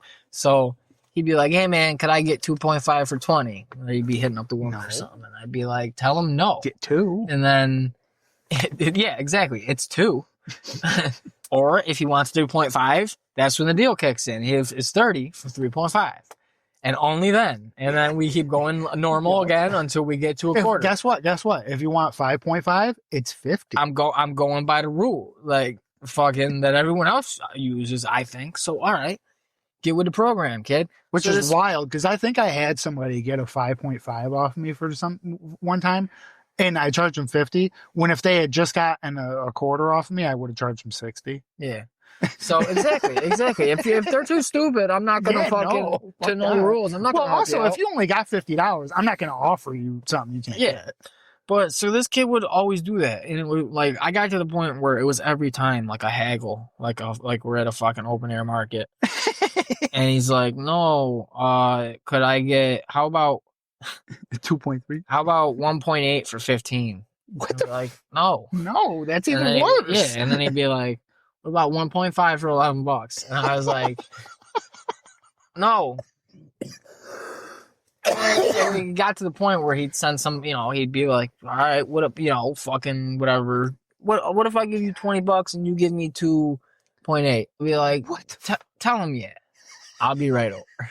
And then I fucking bag up a fucking couple, I'd bag up 2 grams, knowing he's giving me $20, and he would get, and I'm figuring this broke ass bum don't have a scale.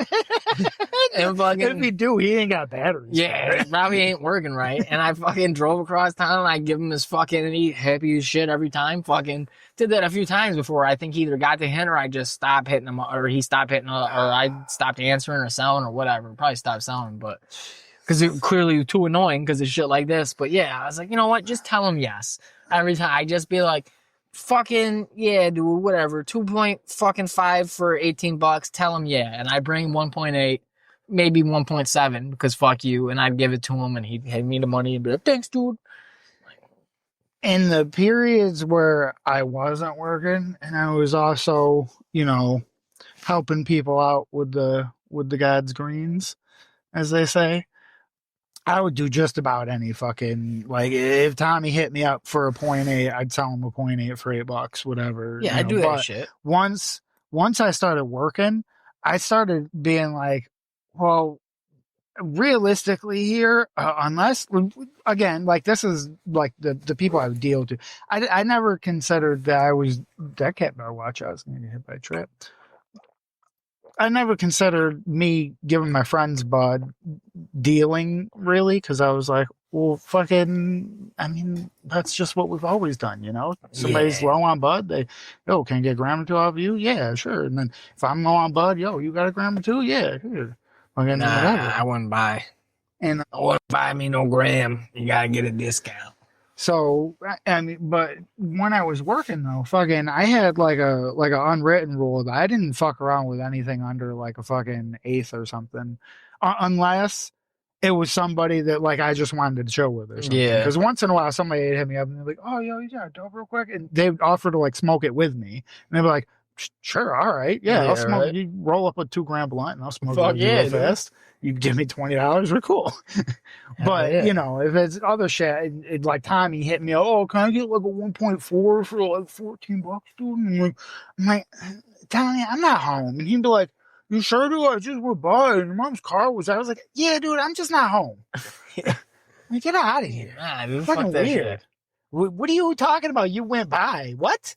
What do you do? What? Yeah. No, don't hit me up for a couple days, please. I kind of stand that shit all the time with the haggling. Like, weird. No, man, there's no, you don't when the deal kicks in. Like everyone else, like the normal fucking rules, not fucking, hey, if I give you $7, can I get a gram? Like, what the fuck?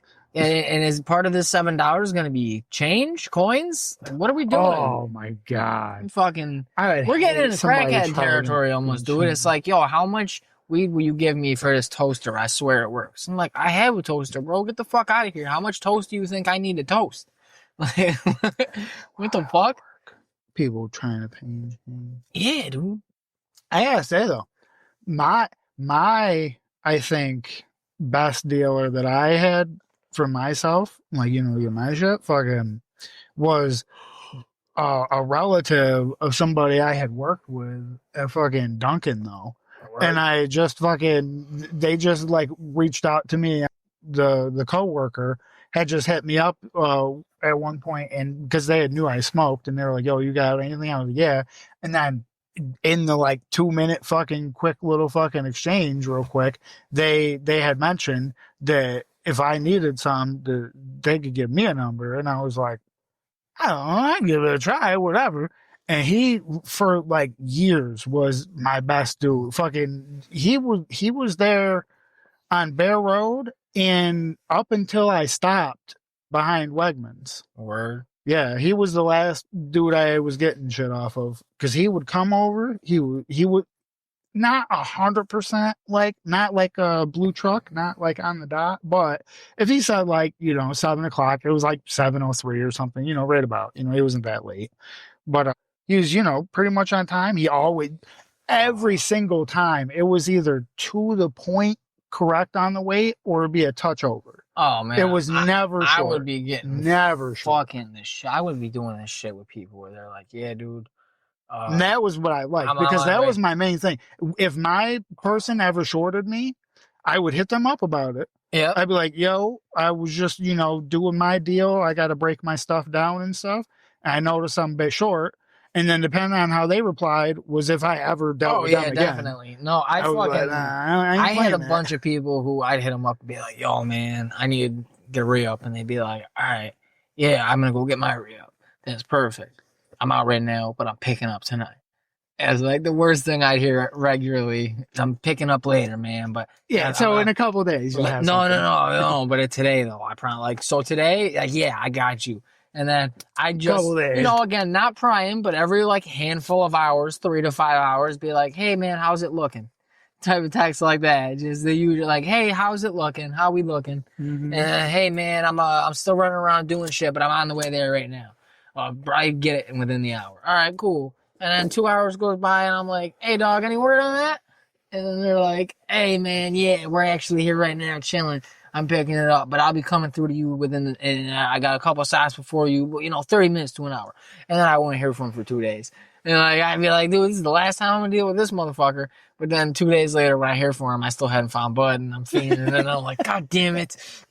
Yes, where are you? And then and I go pick up the whole way there, like, I'm never fucking getting Bud off this asshole again. I swear to God, this is the last time. He's gonna rue the day. He fucking. That was one thing I think I could say that I would pride myself in. Like if I'm gonna do something, I try to do a good job at it. And I would say I think I did a damn good fucking job. And I might not always been available, but I always had something. I mean, I might not be able to. I mean, there was, a week here or there where I know shit had occurred where, like, I only had my personal stash, really. But, like, I still had Bud. Yeah. But all the time, because, I mean, I did it for years. All the time, just every other month, I would always hear from everybody because mad different people would come through and shit. Oh, it's a drought, man. Go find it anywhere. Drought, man. They don't know that I got a QP sitting right underneath their ass. And I'm like, Yep, drought, totally. Yep. I mean, I couldn't totally just re-up in an hour if I needed to. But yeah, you know how many times there was a drought, bro? When they started saying that, if I was really a smart businessman, whenever they would say the word drought, I should have started upping my damn prices. Demand is high, exactly. I should have been like, well, shit, yeah, the drought, dude, the drought. I gotta pay more because of the drought. Yeah, dude, they tariff in it. That'd be crazy work. It's like 12 years ago, you were like, yo, dude, Canada put tariffs on the beasters? I can't fucking do it. All I can get is dro. And, the pipeline, the pipeline narrow. It's fucking, and all that's getting through. They just busted a couple major dealers. Shit like that. It was a weekly occurrence. There was a couple times where they were at least close enough to home where I had knew about it. Somebody got busted that used to just be up the road from here. Oh. And it was a whole family. I knew from back in the school days that they had a family thing going. There was a fucking raid, I guess, in my neighborhood the other morning. I missed it. I was catnapping. Yeah, that's how they got snagged up. My mom was telling me like there was they were taking big old bags out, like evidence, and I was like, big tall bags sounds like plants, but I was like, how much weed do you got to be growing nowadays under the current laws and guidelines to be fucking getting busted as a grow up? I was like, what? Because I didn't see it, but the way she was describing it, I was like, maybe guns. But fucking, I don't know. It's crazy, and I missed it all. She's like, "Oh, it's a bunch of cops," and they raided them. And I was like, "What? Damn, yeah, dude. Property value's about to go down." Mm-hmm. Did you see that Micron shit? Huh? Did you see they put out they got the plans for the Micron, whatever it's called, the analysis plan, basically. Yeah. They're gonna have to. They call us for like adding interchanges off of 481 and 81, expanding 31 and Route 11 to like fucking 6 lanes. Yeah, something I had read was something. Well, I had seen a thing that had multiple pictures, and each one was some kind of thing or whatever. Dude.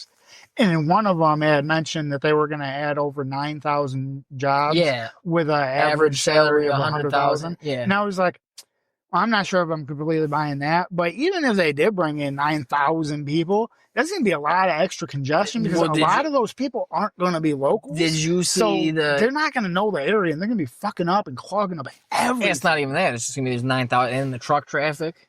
Well, yeah. For all the trucks going in. They need houses. They're going to be building the whole time, too, because they said in the thing, it said how many wafers the shit'll make when all 4 fabs are finished and fully up and operational. The last one's done, and it said by 2045. And I was like, yo, like, what the fuck? So they're going to be, 20 years they're talking of a development like with the roads and the interchanges to add on. Like, they want an exit from 481 straight to the Micron campus.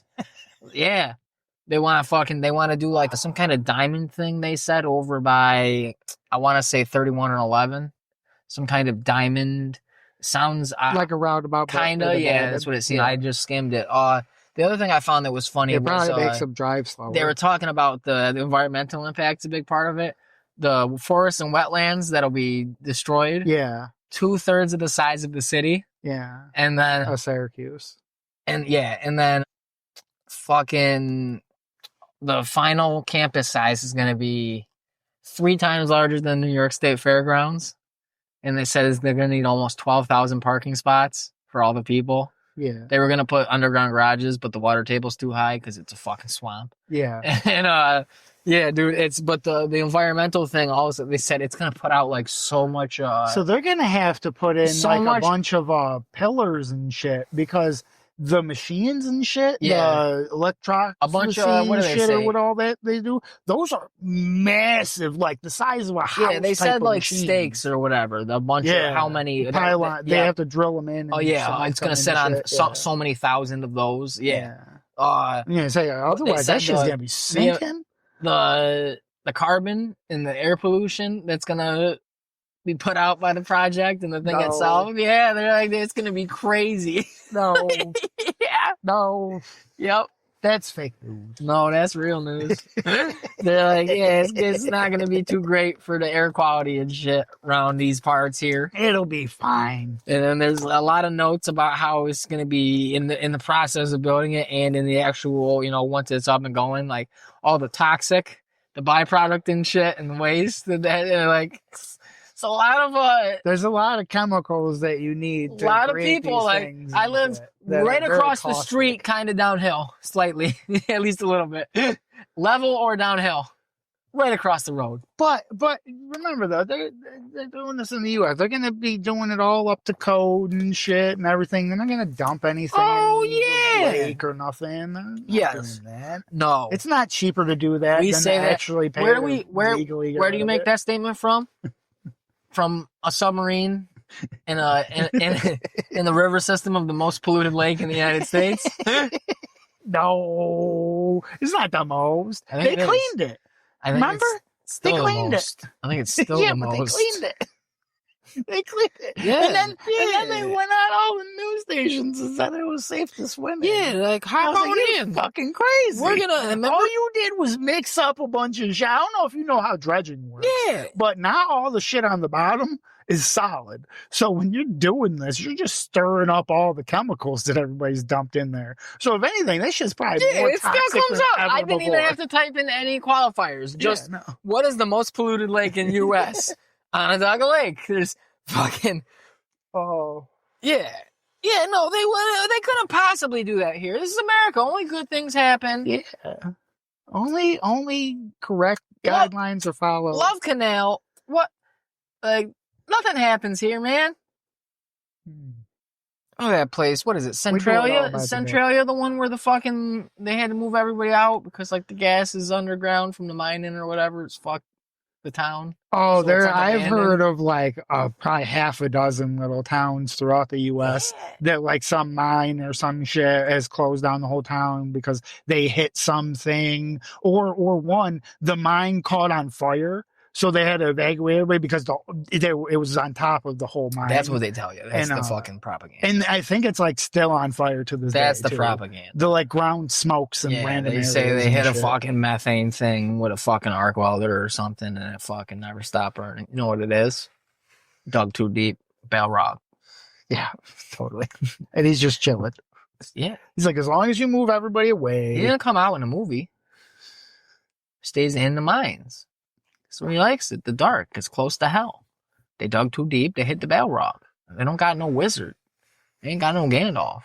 So they gotta. That's what they're doing with all the MK Ultra shit, trying to look for the wizards. Yeah, dude. We need wizards. Trying to look for somebody who can overpower the mind control because they're magic. We need as many guys we can who've managed to stay virgins until 40, so we can stop these Balrogs. You heard that before? A No, wizard. It was fucking. That's what they call fucking 40-year-old virgin. that's Because great. they used to on the internet. I remember that from earlier That's internet great. days. Like, you never heard that? No, You fucking if you Can't say I have. manage to not have sex until you're 40. that's Fucking you great. you fucking become a wizard. that's powers. beautiful. That's Oh, how you do it. It's like a monk like thing. yeah, It's like, totally. Get your fucking 1-inch punch. Fucking crack concrete from a fucking inch with 2 of your fingers if you just don't fuck till 40.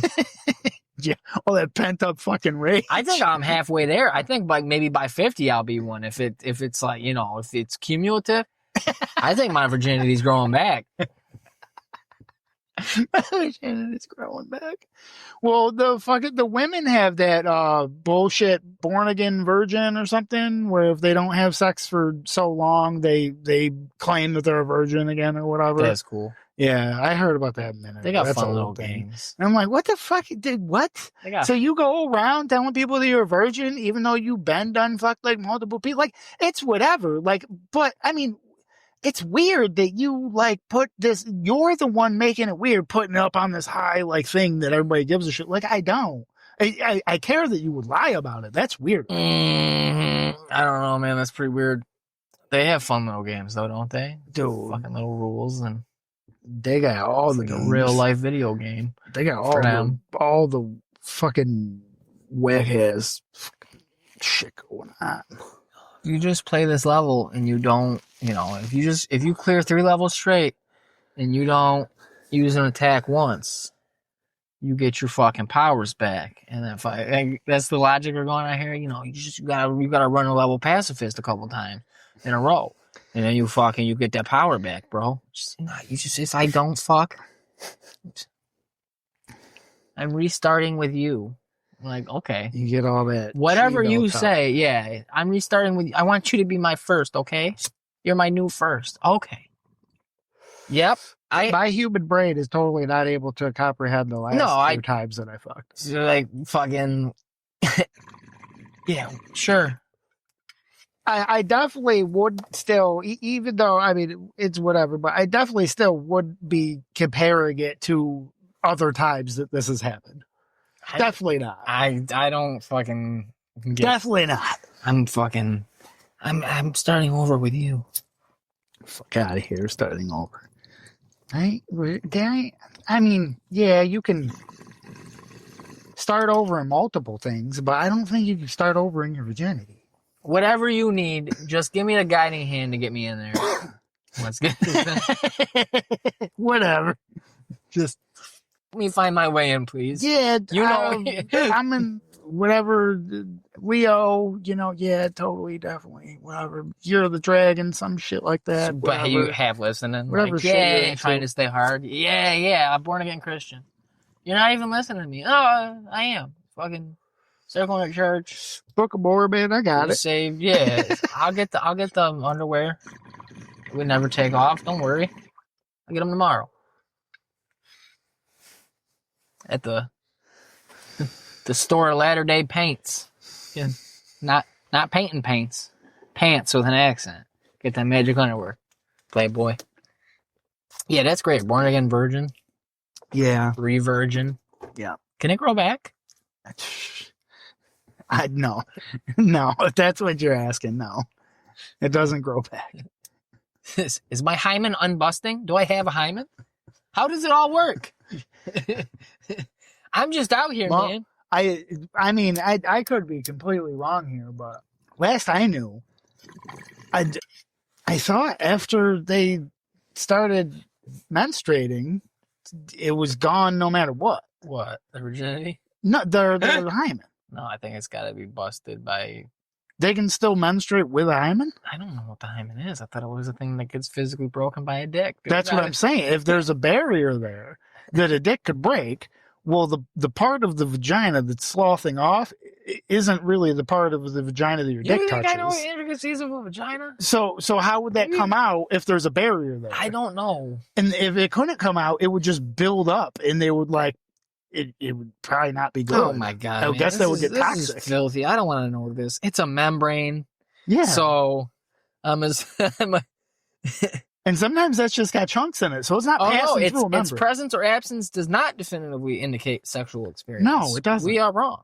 No, I know that. I've argued with women over this who have told me. Oh, you're one of those. If their hymen is broken, more than you. If their hymen is broken, it means that they're not a virgin. I was like, no, a virgin is a term. It's a fucking term that humans came up with that means whether or not you have had sex. I'm sorry, but nothing in that definition says whether or not your fucking hymen. Oh, is that broken. just grossed me out. It's a flexible membrane, not that part, that partially covers the vaginal opening. It's typically crescent-shaped, but it can also be annular, ring-like, or cribriform, with many small holes. What does that mean? Probably like that trilobphobia, the little hole things. Yeah, the thing that people don't like. Yeah. Like the little dots and shit. Like Maybe that's why people don't like it. I don't like it now. That's the first time I've never, like when they get, see, we'll lose listeners before we get them. You know, the caterpillars we got around here, how they'll just mound up on a fucking tree all on each other and just be, they hate that one too. They fucking don't like that. Shit like that never bothers me. Like a spider, zoom up on a spider or insect's eyes and it's like a million little they hate the dot shit. Like a super, I think I have the opposite of that, like where it tweaks people out. I enjoy it. Like I hate it because all the videos where it looks like it might be exactly. It doesn't bother me. It usually looks pretty. It's like a satisfying. To my thing. Curiosity, it's always a fake thing, and it's not like, or it doesn't even show that in the video. Me, though, but that one was disturbing. But I don't have I'm not weirded out by whatever that might mean. That grossed me out. But yeah, I don't. Some people got weird fears, dude, or phobias. Like I grew up with a kid in my same grade. I had a bunch of classes with him because it would always come up. I swore he was fucking faking it, but I guess not, because it is a real thing. So I feel like, I don't know, I was always skeptical because he was like fucking, always talking, trying to get attention type popular kid, and I was like, you need one more thing, dude. Like, always bringing up this thing, and I was like, he probably heard about it, and he's just playing it up. But he said he didn't like. And because I was with him up until we're in the latter part of our school years when this all of a sudden started. I started hearing about it, and I'd been having classes with him and knowing him. And I remember him talking about it in the first portion of our whole growing up, going to school together. But then all of a sudden, junior high school, it's a thing. And he's like, I can't look at wrists. Like, you know what I mean? I can't think about wrists. I can't. Anytime there's a movie where someone's like showing their wrist or cut, I can't even think about it. And he's like, I'm grossed out. I'm getting pale and shit like, I don't know. That's a weird one. The many dot and circle thing is a weird one to me. But I don't know. I got what I don't know the fucking term for it. I can understand the holes thing just because I know, for the only way I can really describe it is it makes my fucking brain tingle. It fucking excites it. And so I can understand the whole thing because I can understand if my brain gets excited by that. I could definitely see how somebody, instead of getting excited, could be just frightened by it. I mean, I could see it as it's an obvious. Because I know horror movies, it genuinely excites some people, and then some people just can't watch horror movies. I don't like horror movies. I do see, that's the thing though. I like certain horror movies. I don't like. I know we talked about this already if I was talking with someone else. I don't like the gore. Like modern ones more. I don't like gore. I think we did talk about it. I watched the, I don't know, we did it on here. The new It. That wasn't bad, the first part. Yeah. But it has a lot of gore. But it's not, I don't know, it's done well enough, I guess, and not just for gore's sake. But I like what the fuck? I feel like the gore of that the gore that they do have in the new one, I feel like they have to keep even the gore to keep it still true to the original, You can't just take a movie that did have gore in it and then take it all out and then be like, it's the same movie. But that's what I'm saying. It got so everything's so overdone, but it's not even the gore, it's I don't like the creepy. When they started getting into the torture-y shit. The Hostel, the Saw. Yeah. And then everything, even if it wasn't a movie like that, kind of seemed, you get these fucking, I might be mixing up movies, but Devil's Rejects or Last House on the Left, they just pick people and they torture them and hold them and stuff. I'm I don't like that. That's too real and creepy and awful. And I don't need to watch rape simulated. I remember, I was watching Sopranos for the first time the last few years, 2 or 3 years ago now. I got HBO and I was like, I'm gonna sit down and watch Sopranos. Finally. 20 years later or whatever. And fucking no spoilers. No spoilers. Yeah. All I know about it is the ending and people were pissed about it. Yeah. And I'm like, all right, let's go. And his therapist gets raped at one point in it. I don't know if you're ever familiar and seen it. We watched it weekly. Okay. That was mine. So I watched that, and that is off the top of my head. I don't think I personally have seen in any media a word just and it's not even like bad or like not it's not bad, but it's not like, you know, like a horror movie would be super gory and like violent, or it's not even super explicit and showing stuff or anything like that. Because I mean, it was HBO, but still, it's not like crazy.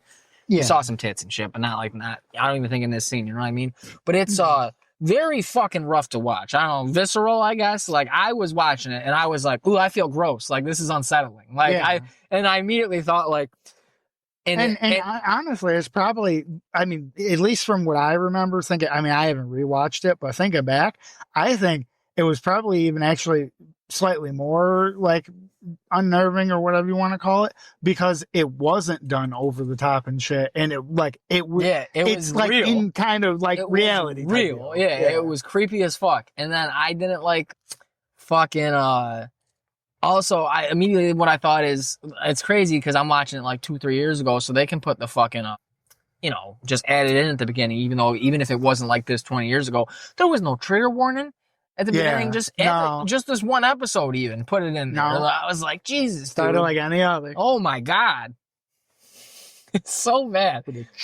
I don't know how I got onto that. What were we talking about? Oh, so I don't like the gore for the gore's sake, but yeah, that was just I'm saying. I don't need all that shit, but because, you know, I like the Jasons and the aliens and shit like that, Freddy's, and those are gory, but it's like, you know, fun, tongue-in-cheek. It's a little kitschy. over the top, like, yeah.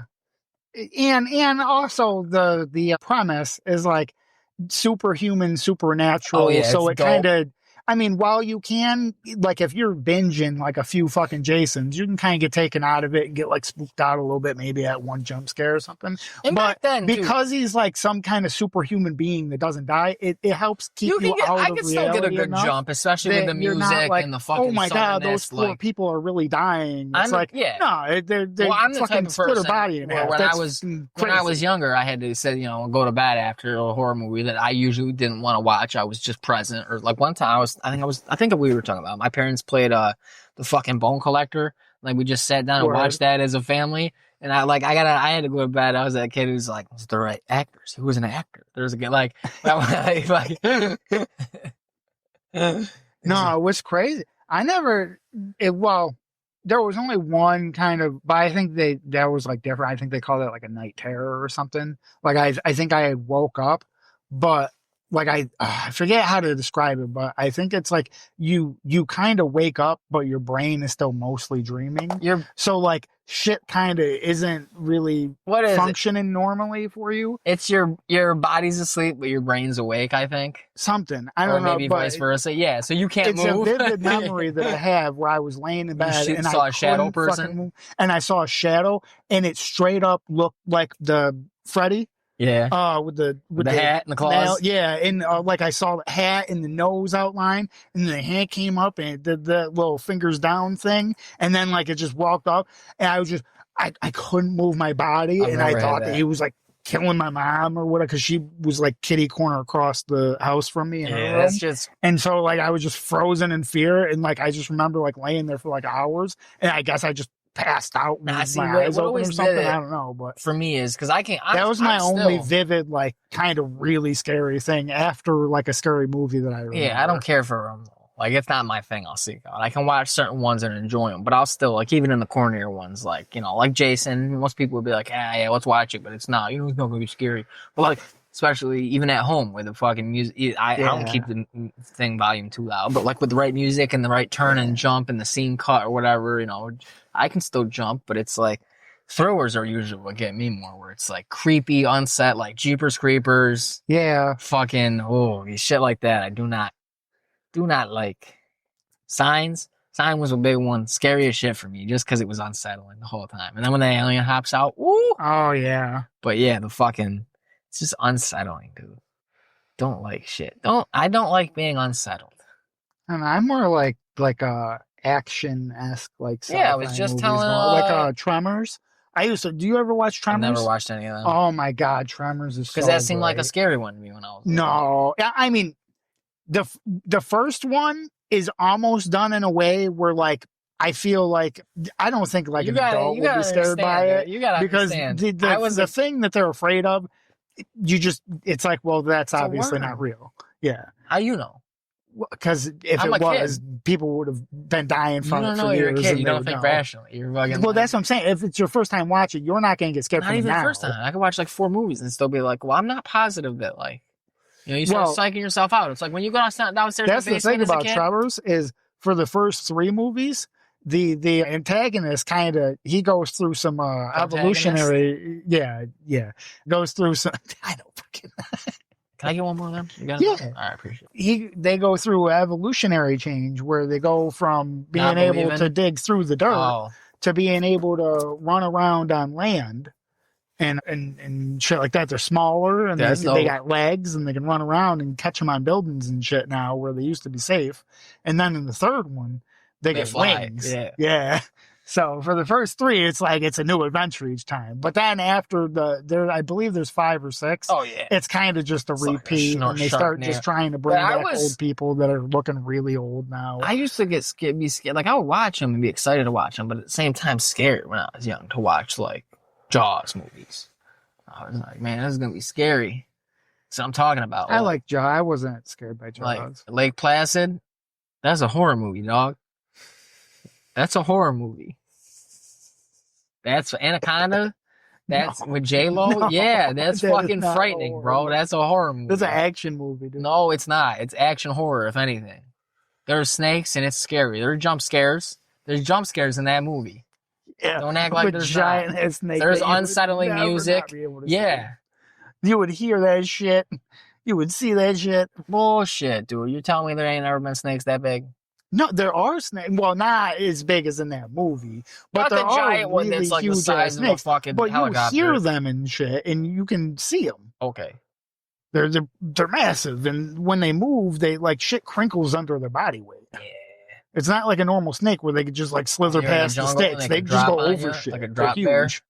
Huh? And I said, well, what if you're like them? You're down in South America in the jungle, and they can drop on you from the canopy like a drop bear.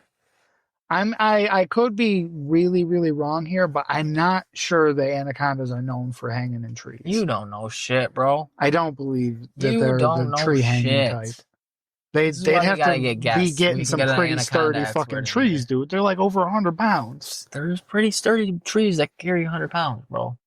Talk about there's some big trees in the fucking Amazon. That's where they were in that movie, right?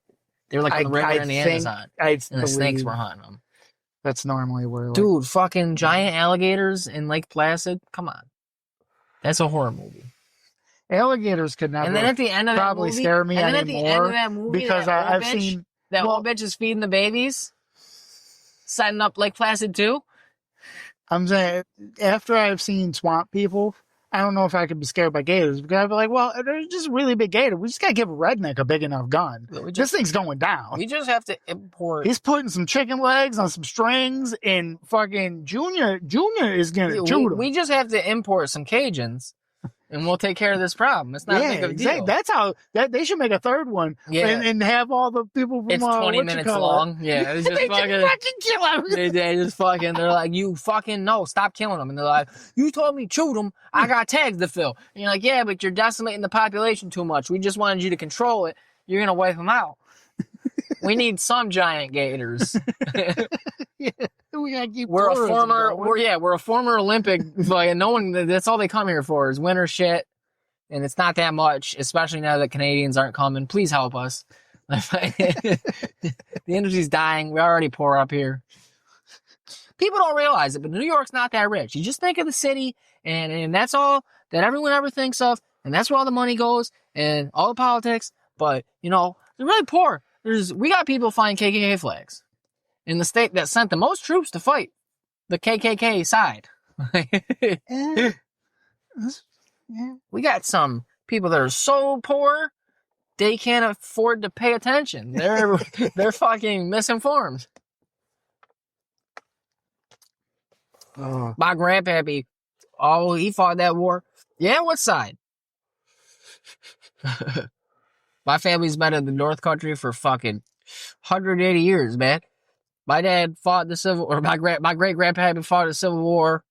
Fucking, we're real Americans, man. We been here. It's like, yeah, dude, fucking run that back, Cletus. I'm terrible. I don't know like shit about my fucking. Once it gets past my grandparents, don't know. And my grandparents You were are just in terrible. New York their whole life, so. Take one of them fucking tests. See how Nigerian you are. Come on, I want to know how Jewish you are. Because I know, I want to know how Jewish you are because I bet you're Jewish. I don't want to sign away the rights to my DNA. I'm sorry. Yeah, you say that every time. Like, what are they going to do with it? I don't care what they're going to do with it. But just like how, like, remember, like, 10, 15 years ago, nobody cared that Facebook wanted all of your personal data, and now they're like a multi-billion-dollar huge company you give them everything can influence elections and stuff. Well, I don't know what this is going to become. You give them everything else. I'm good. You're giving them everything else. They got your fucking location constantly. They got your face. They got your fucking fingerprint. They got your eye scan probably. Fucking come on. I'm good. You don't want to know what you are? I don't want to sign away the that's rights to my DNA. That's not why. Because you don't want me to prove that it's you're creepy. like... Just like you're creeped out by Lake Placid, I'm creeped out by signing away my rights to my DNA, my genetic genome. They're not doing anything that crazy behind the scenes. They're straight up... What if they do it and I got some stupid gene that the government been looking for and shit, and then they come snag me up and they're fucking injecting me with shit and fucking harvesting my organs and shit, and I'm just disappeared. I love you, but everybody's memory gets erased. Nobody remembers I lived, dude. Huh? You're out here. I said I love you, but you got no genes that nobody desperately needs. You're out here buying truck fit, ironically. Exactly. Fucking, this is fucking exactly. Not some super serum that they gotta get. Fucking, you don't know. You don't know what they're looking for. This is the problem when you conspiracy people. No. Yes, listen. Man. Is that they're not ever doing some shady thing. Like, yeah, they're doing shady secret shit all the time that we don't know. But they're never doing the crazy shit, the crazy super shady shit that you think they are to fuck us over. They're doing the shit, at least nowadays, and for my whole life, and at least a little before it, they're telling us out in the open how and when they're going to fuck us. And then they go ahead and they do it. Well, that's what worries me, is because most of the things that, at one point may have been conspiracy, but have since been, like, say MK Ultra, for instance. Before shit that came out that proved it was a program that was ran, it was a conspiracy that the government was trying to control people's minds and shit. And they did have some program like that. Well, at that time they weren't telling you that they were doing that. They were probably also telling those people that they were doing fucking stupid shit too, that they shouldn't have liked, but whatever. And so if they've always been telling us this bullshit, and they're just telling us more of it now, I feel like there must be even more that they're not telling us. They're telling you what they're doing to fuck you over is what they're telling you straight up in the public. They're not hiding anything. They're like, hey man, we're gonna do the last dude campaign. These motherfuckers that are in power now campaigning on everything. People just took it, and the same people right now are like, oh, what do you mean I lost my job?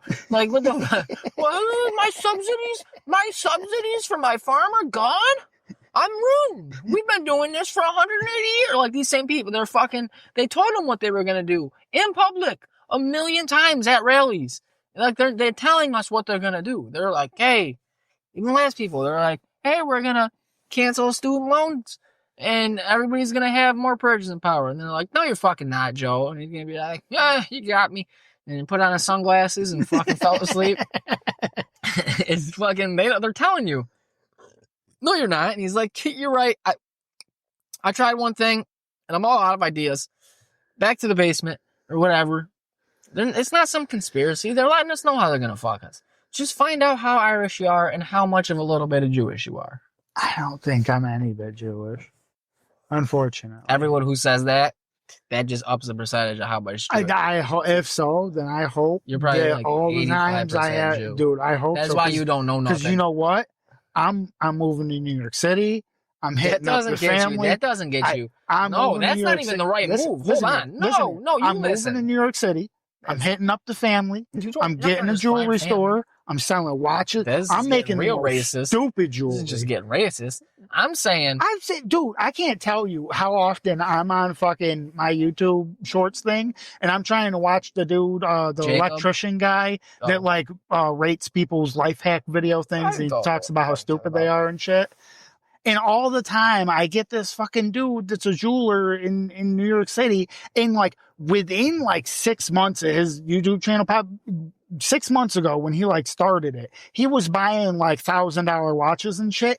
Now he's like buying and selling like $500,000 fucking chains and shit. And I'm like, all right, well, you know, if I'm in the family, I want to go down and I want to partake. You gotta be heavy in Because the family. apparently you If can you're blow that- up, if and you- I'm willing to fucking sell myself out on some YouTube shorts showing off some stupid ass jewelry that some Well, fucking rapper wants to gotta buy get the because it's DNA a test. 101 type fucking Spit dumb in the shit. tube. Give them your DNA, man. Come on, man. I'm all good. They'll hit me up. They know. They don't know. You Yeah. gotta figure out.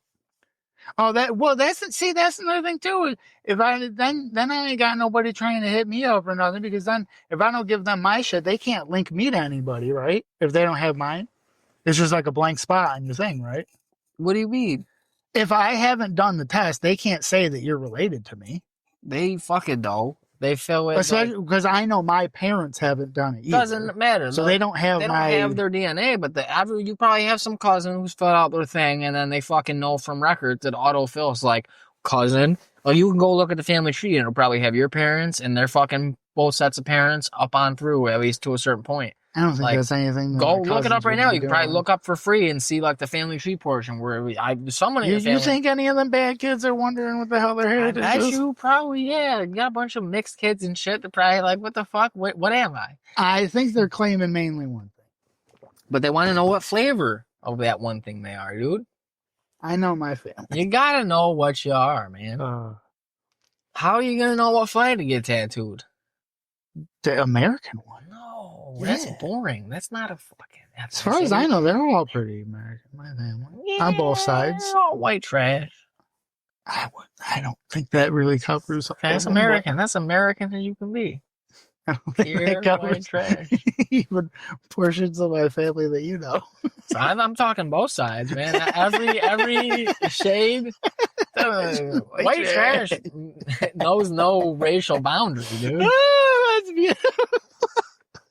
You fucking, you're white trash. Are you kidding me? You acting like black people can't be white trash. It's not a fucking color thing. It's an attitude. It's a way of life. It's fucking how shitty.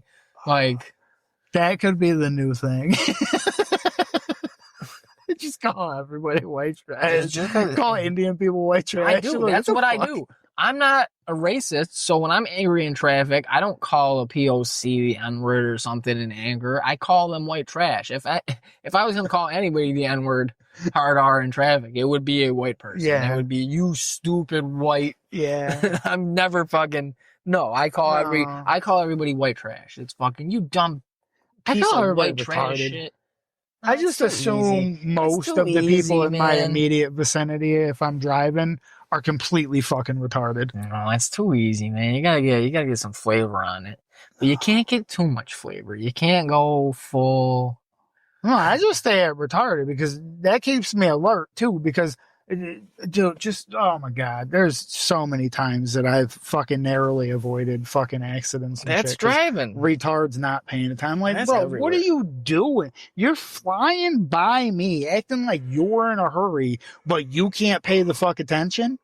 Like you're cutting in my lane, bro. I'm doing 68. It's Yeah. 65 speed limit. You're doing at least like 80 coming up on me in my lane. Like you need to stay in your lane, bro. I'm in the right side. You're on the left. You don't need to ride the line. That's weird. Yeah. I don't know. I just fucking think white trash. It's white trash, no matter who you are. And then when I see that, I see that in the rear view or the side view. I'm like, what a fucking retard. Like, your fucking That's all I can your think bad of. kid cousin was fucking definitely white trash.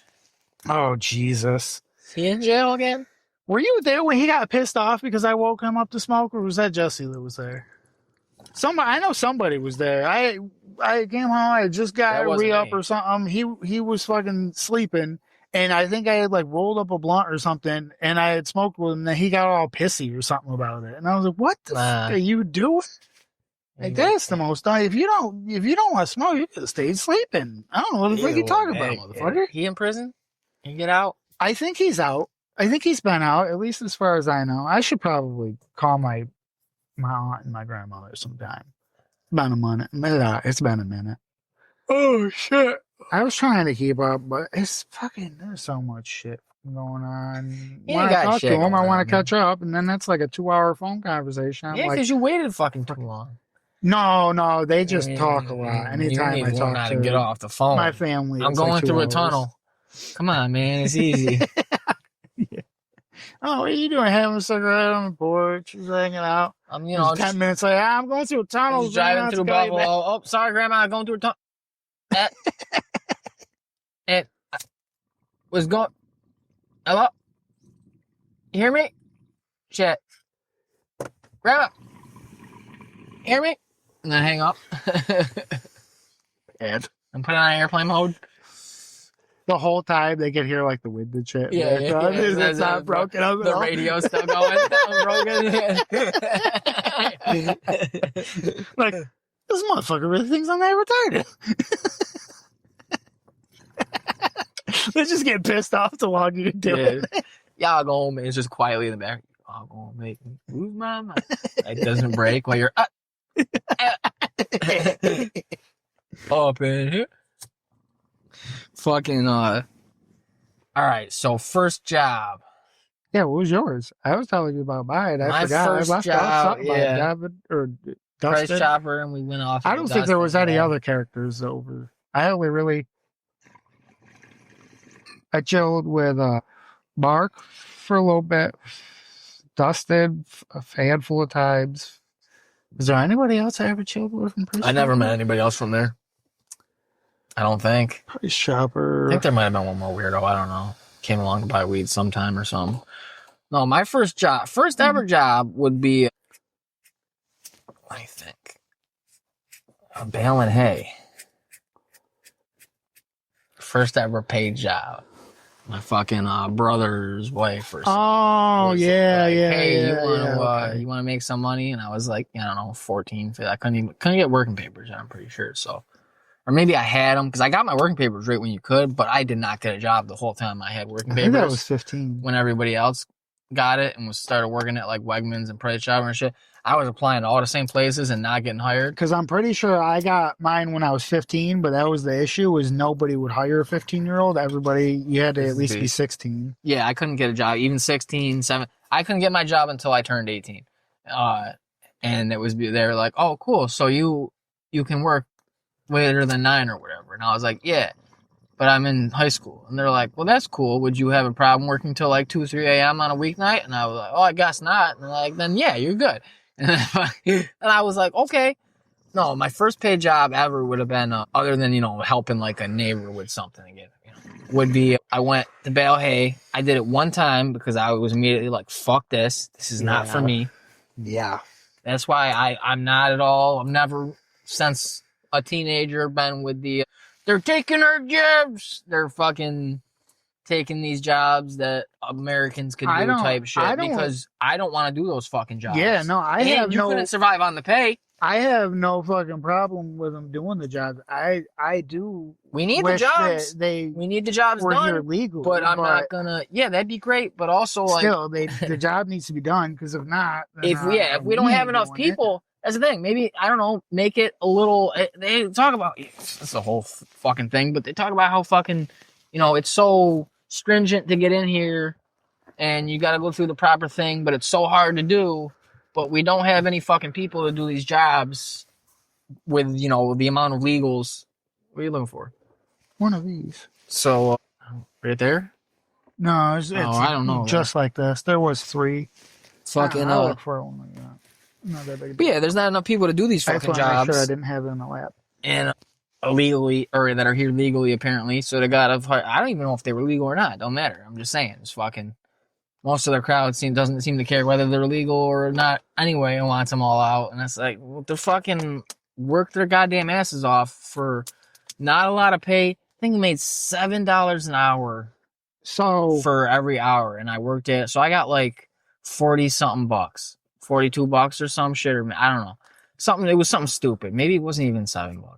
And fucking, yeah, you're getting cut up, getting all itchy. It's fucking hot. Getting poked and shit, back hurts, I didn't bring a lunch because I didn't know what was going on. So like I'm just drinking water out of like a hose at fucking break time, watching all these dudes eat their packed lunches and shit. Like just not fucking. That's good too. Doing manual labor, fucking. Yeah, so that was my first job, and that sucked because I was like, nah, I'm not doing this, dude. I'm working with a bunch of grown fucking men that aren't. I think maybe one guy was like a super old white trash guy who's also, probably a felon or something if that's what he was doing. Had to be doing it. Fucking. But, yeah, and then a bunch of fucking brown guys of whatever nationality they were or whatever, like just fucking hauling ass, showing me how to do it, fucking doing way more than I was. I'm trying, but I'm a little tiny fucking teenager. And yeah, that fucking shit sucked. And I was like, no, I'm not doing it. She's like, you want to go back tomorrow? And I was like, no, like, get the fuck out of here. So the gist of what I'm getting you're saying is that the hidden secret is, I guess, is that America has always been built off of cheap labor, even still. Yeah, I think that's a hidden secret. Yeah. I mean, if they were to ever actually increase the federal minimum wage and all workers in the U.S. were actually legal, I don't think that we could afford to even produce what we already produce, let alone produce more shit. Apparently not. I don't know, because these motherfuckers were not getting paid, first of all, even the federal minimum wage. It was under the table. Yeah, that's what I'm saying. Money. Because, again, these people were probably not legal. I've been around farms and shit. My dad worked farms for many years. They were fucking not legal, probably. Shit, part of my all dad's pay too. used to be the house that we lived in. Like, could you imagine that, though? The bag on these people and be like, nah, they're fucking, we gotta get them out of here. Fucking, yeah, all right, they're not paying, those in this specific instance, sure, they're not paying taxes on the income, but neither is the employer, so go after the employer. That's my big thing. That's always the thing too. If you were going, I feel like, I mean, for one, I think that all rules should always be applied evenly. Yeah. So if you are going to go after the non-tax-paying people, you need to go after the non-tax-paying companies just as hard, if not harder, and make an example out of them so that others don't do that. If you and me were doing the same thing, that would solve the problem a lot quicker. If all employers were afraid of hiring illegal people and paying them under the table, then a lot more people would have to be fucking hiring legal workers, and they would have to change the system because they would be like, all right, well, we can't hire anybody because they're not legal. So you need to like figure out how to make these people fucking legal. Yeah. And maybe they could fix the immigration process instead of just deporting all the people that we need to fucking actually do the work that we ain't fucking paying Americans to do because we can't afford to. No, I'm saying if we fucking, you and me as legal citizens got caught doing the same thing and an employer was paying us under the table,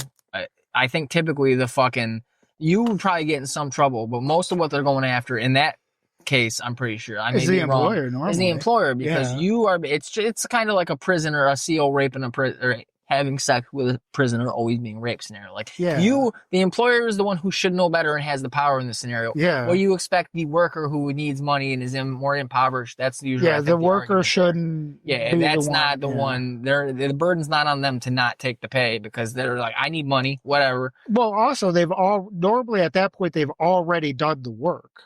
Yeah. So you're just the only recourse here would be to turn down what you're already owed. Yeah. So I don't know. They're fucking. Even if it is less than that's breaking the rule. Yes. So that'd be not right. But fucking they're coming from Mexico or further down because we're up in New York. So fucking coming up to the middle of New York to fucking bale hay and pick fruit for $6-7 an hour, fucking, and save portion of that to get by here and send your remittances home. So motherfucker probably keeps $8 and sends fucking 36 home every week or every day out of that pay. You know what I mean? So it's like by the end of the week of fucking probably 5 days. I don't know how the fucking farms run, if they could work every day or not. Say it was 5. No, well, saving himself $40. Back in the day, it would be 6 days. The only day that would normally take off was Sunday because most of them were religious. Yeah. So fucking he might be saves fucking $48 a week or something, and then fucking sends home whatever, a few $100, and like fucking American, and that's big, and you know what I mean, and then does that for the summer, and goes back home like 1,000. Look, what was that? 3,000 miles probably about, and that side to side of the country. So I'm assuming there to there, fuck, thousands of miles away, come up to get the work to do that work at that pay, and they're like, fuck yeah, dude. Fuck yeah, dude. Come springtime up in New York, fucking head up there. We got our fucking seasonal job up there, fucking picking fruit, baling I'm hay. not signing up for Dude, it. One, I'm not fit for it, but two, fuck. they live in some dude. fucking ramshackle. I die. They live in some piece of shit house on the farm property that, like, you know, you ever seen one of them? And there's fucking just like 12 fucking Mexican dudes standing outside, fucking drinking their coffee, smoking a cigarette, getting ready for the day. Fucking go work on the field, which is like right there. Fucking, and it's probably nothing in it but beds, cots, maybe an old shit TV.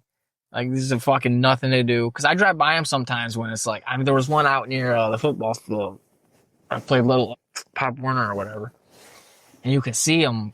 And then when I drive by, like, because you kind of see, and they got the windows and the shades, and it's like bare, just like nothing in there basically. When the lights are on, you just see just like nothing, and you're like, fuck, man, there's like fucking 13 of them. It's not a big place. Like, you do that all summer, and yeah, so you save a little bit to get like, all right, I get some little shit, and it's like they're paying our prices. So fucking, you know, this dude stays his fucking $48-$50 a week for himself, and he's like, all right, well, I'll get me a Mountain Dew, maybe. Well, you know, fucking, and it's like that's fucking a big portion of that money gone for the week. Like, shit. I'm sure they hopefully feed them too. It's like room and like and board type deal. Like, normally we would so get you don't gotta at least 2 meals. Yeah. Well, no, I shouldn't say we. I've heard a bunch of stories from my dad and shit. Normally they would feed them like in the morning. But I'm saying that farm has like a little if you were there all day, ice cream place right on the intersection there. Sure, they walk over sometimes and get a little ice cream treat or something like that. It's fucking $4, $5, $6, and it's like, dude, yeah, hurting them. That's like, I don't know. It's not a similar thing because the Amish got fucking money. Some of them, it seems like. They seem like they do pretty well for themselves. I think what it is the ones that are entrepreneurial and they're making shit and they're selling it to everybody else. I think they're all doing that. You been up north lately? It's like every fucking place has a sign for honey. What do you call it? I forget. It's a company, but some Amish folks did all the cabinets in there. Yeah, they built sheds and shit. You can tell. Oh yeah, fucking. There's a dude that sell pies at the intersection. I don't know. He'll probably start again because the weather's better. Fucking, he set up. He got his horse and buggy there. Fucking, and then you'll see him leave. You know, it'd be wild. What? Comes out, he's just like buying them from like fucking Price Chopper. It'd be wild if he's not even Amish. He's just fucking. Just borrowing a buggy. People would be like, ooh, legit Amish pies. They just I sell my Walmart pies. He just put them in. Actually, he didn't put them in. He just took them out of the plastic. Regular businesses. Why don't we just do shit like this? Why don't we just dress as Amish guys and rent a horse and buggy? Like, learn how to control a horse, kind of. Or, like, you know what I mean? Have him drop it off. Be like, yo, low-key, we got to do it. Like, the church up the road will fucking, we need a stake to tie the horse to. Yeah, no, you'll come down to there, and then we'll hop on there, and then, like, you ride us over. Or we'll get up. We can probably get ourselves safely from there to, you know, right across the intersection, and then maybe your horse. I'm like, do you know how to stop a horse? No. So hopefully he gives us a crash course. But as I'm saying, we can just run this little Amish pie scam where people buy our baked goods because we seem Amish. We could do it too. All we got to do is shave everything but the sideburns. Like, we have enough hair to be like, they'd be like, oh, it's fucking Amish boys. We look enough like, you know, Cro-Magnon inbreedy enough where they'd be like, fucking heavy brows, not too easy on the eyes. These two fellas, they could be Amish. I got pretty big brow bone, thankfully. That helped out. Hairy enough. You just can't show them. I guess you could. Amish probably bald. Makes my eye twitch. Probably means I never healed right. What was I fucking going on? How did I get onto the Amish? Oh, but I always no, but that's why I brought it up. That motherfucker that sells the pies, I'll see him go into the fucking, because he sets up in that little like lot where there's nothing next to the burned area up in Cicero at the intersection. Yeah. And he'll go into the store and the gas station and come out with like a couple green, fresh, cold Mountain Dews. And I'm like, this motherfucker loves him a good Mountain Dew. It's just crazy to me. Just living a normal life, churning butter, making pies, selling them, taking his horse and buggy down and back up into fucking Mexico or Altamar or wherever the fuck he's from. Couple bottles of poison. Yeah, just getting fucking good old fashioned RFK wants to get rid of it Mountain Dew. Fucking like, dude, I fucking love it. It's like, this technology I will use. Like, however they made this, fine by me. I wasn't involved. Give me this sweet, sweet nectar. They got a new one coming out. I'm sure. No, Probably it's means that World War III's coming. one that I'm excited about. From what did you hear about that? What? Every time they release a new Mountain Dew, like a world event kind of like happens that coincides with it and shit. Like that Pitch Black came out like around the time of Black Hawk Down and shit. That's dope. Yeah. No, it didn't. Black Hawk Down. No, maybe it wasn't that. I don't know. It was some Code Red. Code Red, maybe. Maybe that like that's that was one of them. I was listening. I don't even think when Black Hawk Down happened. I don't even think they had multiple flavors yet. I think it was just maybe diet. I don't know, dude. Maybe that came out then. Yeah. No, there was some wild. They're making a honeydew Mountain Dew, and I'm like, I don't know what honeydew tastes like, but how different is that going to be from Mountain Dew? It sounds like it'd be Mountain Dew tasty. Like I don't know. Honeydew is a drink. Sounds like it would taste like but I don't eat honeydew, so I don't know. I don't think anybody eats honeydew. Probably not any uncultured swine we know. I don't. I'm uncultured swine. I'm white trash. I ain't eating no fucking fancy fruit. Melon? No, the fanciest thing, I don't even know if it's a fruit, but bananas. That's about all I eat. It's pretty tropical. A little banana once in a while. They got some bananas. Oh, I had my banana and pumpkin puree squeeze last night out of my Emery after I told you. Oh, it was fucking dope. It was actually pretty banging. It's pretty sweet. Baby food. Yeah, basically, yeah. Pumpkin and banana is exactly what I thought. I was like, that's a baby food flavor. Like I used to buy this. There's a reason it lasts. Oh, dude, there's one coming out. Fucking A&W's ice cream sundae soda. And I'm like, ooh, I'm going to try that one. Sounds like we're pretty close to World War III. Yeah, it's Idiocracy. It's definitely like where we're at. It's just all these collaborations and crossovers, like fucking Supreme t-shirts brought to you by Carl's Jr. Like shit like that. You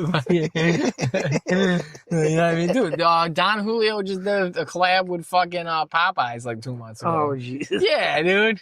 Just trying to kill black people or something. Like fucking... Who's coming up with all this shit? Like fucking Cheetos making shit with Burger King all the time and stuff? It doesn't make sense. We gotta be... This is Idiocracy. The next president's gonna be a black guy with a I think they're gonna throw some other kind of Cheez-It in a taco for Taco Bell pretty soon. Oh no, what are they doing? I just saw it. There is a Cheez-It thing. No, that's been out for a minute though. There's gonna be a Cheez. No, that's the old. I'm not Taco Bell. I think Domino's or one of these fucking places is about to make like a Cheez-It pizza. That's great. Yeah. So the crust is Cheez-It instead of fucking Crazy Bread or something. Fuck? Yeah, dude, we going out real big. Like, it's just gonna be so broken and busted. Like India, who would have had it on their bingo card that India and Pakistan are gonna nuke the world in a fucking nuclear winter probably because they don't get along and can't stop doing this shit. You can tell it's creeping closer because everywhere is like ice cream sundae flavored soda, fucking. Sweet Peach Mountain Dew, only at KFC. Like all the weird exclusive soda collaboration. It feels very dystopian. Yeah, it's very cyberpunk-esque where it's all fucking corporate, fucking like. I gotta watch Idiocracy again. Yeah, I know, right? What else can we get these fat pigs to eat? Like, no, that's what we were talking about the hype beast shit. Like in that movie, they're all wearing like fucking like it looks like a NASCAR fucking like sponsors. With all the on everything like jam shorts. It's literally fucking jam shorts and fucking like Supreme t-shirts. Like fucking Supreme with whatever other brand they're fucking crossing. Like Supreme and Tasmanian Devil because it's a Warner Brothers collaboration. And then fucking jam shorts. And then a fucking bunch of drooling idiots standing outside of the AI fucking superstore being like, welcome to Costco. I love you. Ow, my balls. Like everything's stupid. Everything's shit. It's like that South Park episode, dude. That episode had a profound impact on me. Yeah. Where I was like, holy shit. Everything in my life's turning shitty. Everything's getting stupid and no one cares or notices. I don't know which. I don't know which is worse or which it is. That's real. That South Park episode was prophetic.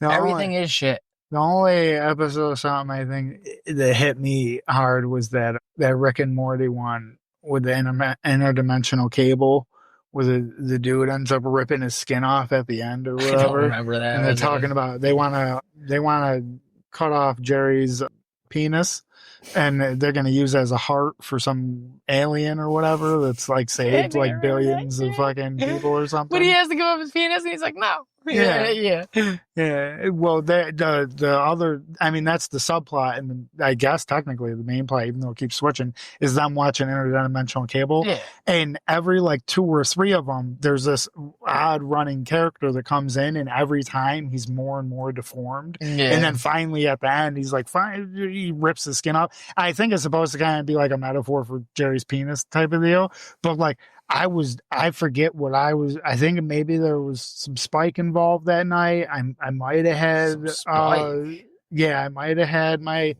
first LSD experience also while I was watching it.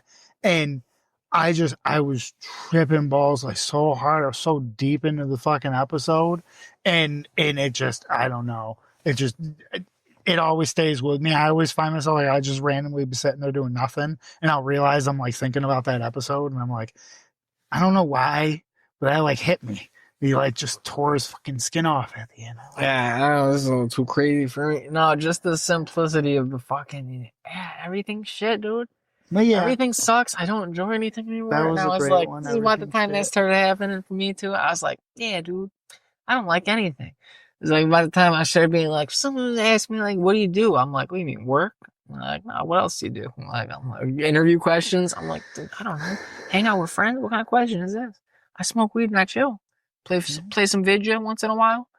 I don't know. That's a thing that I don't go fucking paragliding or something. I don't have me- these weird hobbies that people have. These crazy fucking extravagant things. Shit thing is like, I remember being younger, and I mean, not every game, but I remember like at least every other month or so, or every like 3 months, there was some cool fucking game coming out or something. I ain't been hyped for a fucking game since GTA 5. I haven't been hyped for fucking shit. Because it's been the same run-of-the-mill fucking garbage Call of Duty that's coming out. Everything's garbage. And Friday was fun for like all of 6 months, and then that lawsuit came up, and then they stopped doing updates to the game and shit. And I was like, oh, that's fucked. Because I was pretty much done. Once I get to the point where I'm trying to glitch to the fucking top of a building or something, I'm like, all right, that's fun a few times, but I'm good. I don't need to be. Dude, those were the good old days when you could just crouch on shit and you start going up and shit. It was just fun as shit playing just to be better than terrible. people. I got so bad that the Jason would fear if they ran up to me and I was near a fucking table. They would not have that shit. I'd have Jasons running around a goddamn table for time plus. Oh, I know. I used to watch. That's what I'm saying. My favorite shit was getting so good at it that once you were good enough at it, you were like, even as a fucking counselor, you could just gas the motherfuckers unless they were like the best at it. Yeah, they'd have to be really good at the teleport. But 9 times out of 10, I'd set it up so I had an open window or two, and the second that did it because they went into the thing, I just jump out the window. Yeah. Like, you know. Yeah, dude. Once you could just like they gave up on you every time because they couldn't get you. Yeah, it was perfect, dude. That was the best. I have fun with that. They just gave away on PlayStation for free Texas Chainsaw Massacre, and I grabbed it, but I didn't download it and play it yet. Like I just grabbed it like I do with everything because it's there, so I got it. But I don't know if that's similar. We played that for a little bit. Is it all right? How is it? Is it similar? The mechanic, I didn't really care for the mechanics of it because it. I don't know. Like maybe the Friday the 13th mechanics were just so simple that I just prefer not having all these weird. There's a lot more environmental shit going on in the game, and so if you're the attacker and you don't know how to handle the environmental things that they throw at you, it feels like they're like invincible. But then when you're a counselor and you're playing with somebody who knows like the map or knows how to get around and shit, it feels like you can't fucking beat them. So it felt like no matter which side I was playing with, we didn't get it like as soon as it came out either. We got it like a few weeks after. So there was a bunch of people that had like way higher skill level than us and shit at this game, and so we were just always getting our fucking asses whooped on because there was 3 of us, and it's like how many people could we have? I don't even know. I think there could be like 2 attackers and I want to say 4 or 5 people because I know we could never fill a lobby up with us. Oh, that's ass. And the only time I played as attackers is when Freak wasn't on, so there was only two of us to be the attackers. But then, like, trying to coordinate fucking two people attacking when you don't know a map is really fucking ridiculous. Because you're, oh, he's over here by the staircase, and there's like 3 staircases, and it's like, all right. I was worried it was going to be another just like cash grabby. Like, oh, well, they made that one and it was successful, so we'll do this one with another horror movie. No, there's definitely a learning curve to it. I don't think we gave it enough time to actually learn it. But I mean, if you were in the Friday the 13th thing, and if you liked the Texas Chainsaw Massacre shit, I think you would like the game, because a lot of it is references to I don't give a shit about different that. shit. I just wanted to play another and game stuff. that was like Friday the 13th, where you're running around. Because that was part of the thing that I like, was not all of them, but certain kills, like environmental kills, were from different movies. I like that. Yeah, the Jason one was pretty fun. I like doing that shit, just running around. Oh my god, was I a bad kid enough when you were playing that I was running people over yet? Yeah. Oh my god, that was so good. Dude, running people over was great. Fucking pull up to a house and beat me. You get him to come out. Or Jason fucking grabs him and I just plow into him and I start the car and I get it in reverse before he's even able to come grab us, because he's in some weird animation because the thing that he just killed isn't supposed to be dead yet. Yeah. So he's fucked up. Yeah. Oh, that was so great. Oh god, I used to love, dude. After the first little while, once I got down to like, all right, no matter kind of unless a Jason catches me out in the fucking open, I have the advantage. Couldn't you do something to hide the keys too, or lose them? Oh yeah, you could like drop them in the water and shit like that, and you could do all kinds of dumb shit. There was different methods, like glitch up onto the roof and drop the keys up there so nobody can escape. There was different ways to glitch shit out and make it so people couldn't grab it, or also, because I had 3 inventory slots, I also, a lot of times, if I had the pair of keys, after I use them, I would try to find the second pair and I would just hold on to them. Yeah. And then that way, if I ever got the car into a too terrible of a situation, I could just go grab the other car. Oh, that game was so funny. But that's what I mean. After I got to the point where, like, unless I was caught out in the fucking open, I was good. The whole main drive of the game was always just to see how many people I could run over with the fucking car. That was my whole experience. I didn't care if Jason killed me. I didn't care if I escaped or lived or anything. I just cared about how many fucking counts. Were getting like, it was so like I got competitive where, like, I would start shit talking Jasons who would get less kills than me. I'm like, dude, you're so shit. A counselor got 5 kills. There's only 7 of us, bro. You got 1 kill. Pick it up, bro. And they'd be like, dude, what are you doing? I'm like, I'm getting more kills than you and you're Jason. I'm doing your job better than you, bro. The game's Friday the 13th, bro. It's about killing. What are you talking about? What are you talking about? There's sometimes. Oh, that's another thing too, is when I get the real try hard lobbies and I would hit like 3 or 4 of them and they wouldn't immediately leave, then I want to, when I was the last one, I wouldn't escape. I would just purposefully fuck around just with keep Jason fucking with Jason. Just get back to it. Get out the car, run around tables, get back in the house and wait. Go hide in the closet till you know he was in the house, and then pop out and start running while he's looking for you. Oh shit, he went out the window. Oh, he's back in the car. Or set it up so like you're hiding on the edge of a corner and he's just kind of looking around for you and shit. Yeah. And as soon as he runs out, you like smack him real quick and run out real fast, and he's like stunned. Yeah, he's like, you shut the door. Oh yeah, I forgot you could fuck him up with weapons too. And yeah, that game was great. Oh man, that shit was I great. hope that someday they come out with a revitalized version of that, because I would love to fuck around with it, and they have to keep in the hitting the people with the cars, because after I get good at it, that'll then be my challenge too, just to outkill Jason. Yeah, that was so great. Look, it's so pretty. Yeah, you pull up like Salvation, and like 3 people filter out the house, and then you just fucking ram 2 of them at the front door, and that 3rd one house back in the house, and then all of a sudden, Jason shows up and fucking. Now the kid in the house has a dilemma.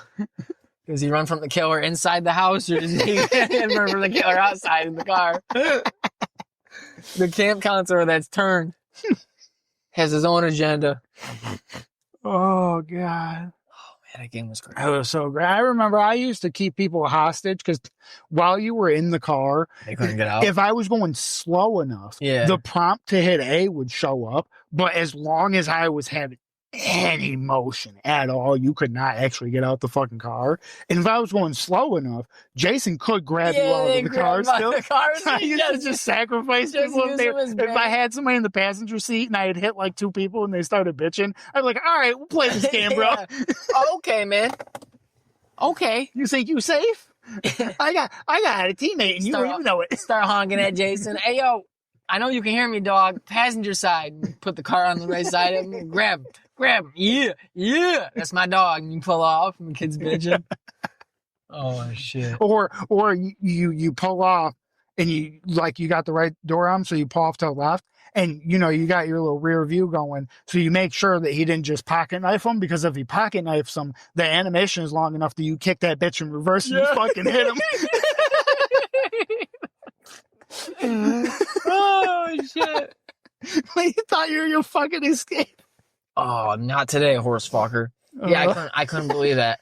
Couldn't believe that. My fucking boss talking about some customer or something. He's fucking bitching. He's like, can't believe you asked me that question or something. And then he goes, horse fucker. And I was like, what? Just silent laughing on the other side of a car, like in disbelief. Like, did he just say that? And the other guy goes, why would you say that? That's me.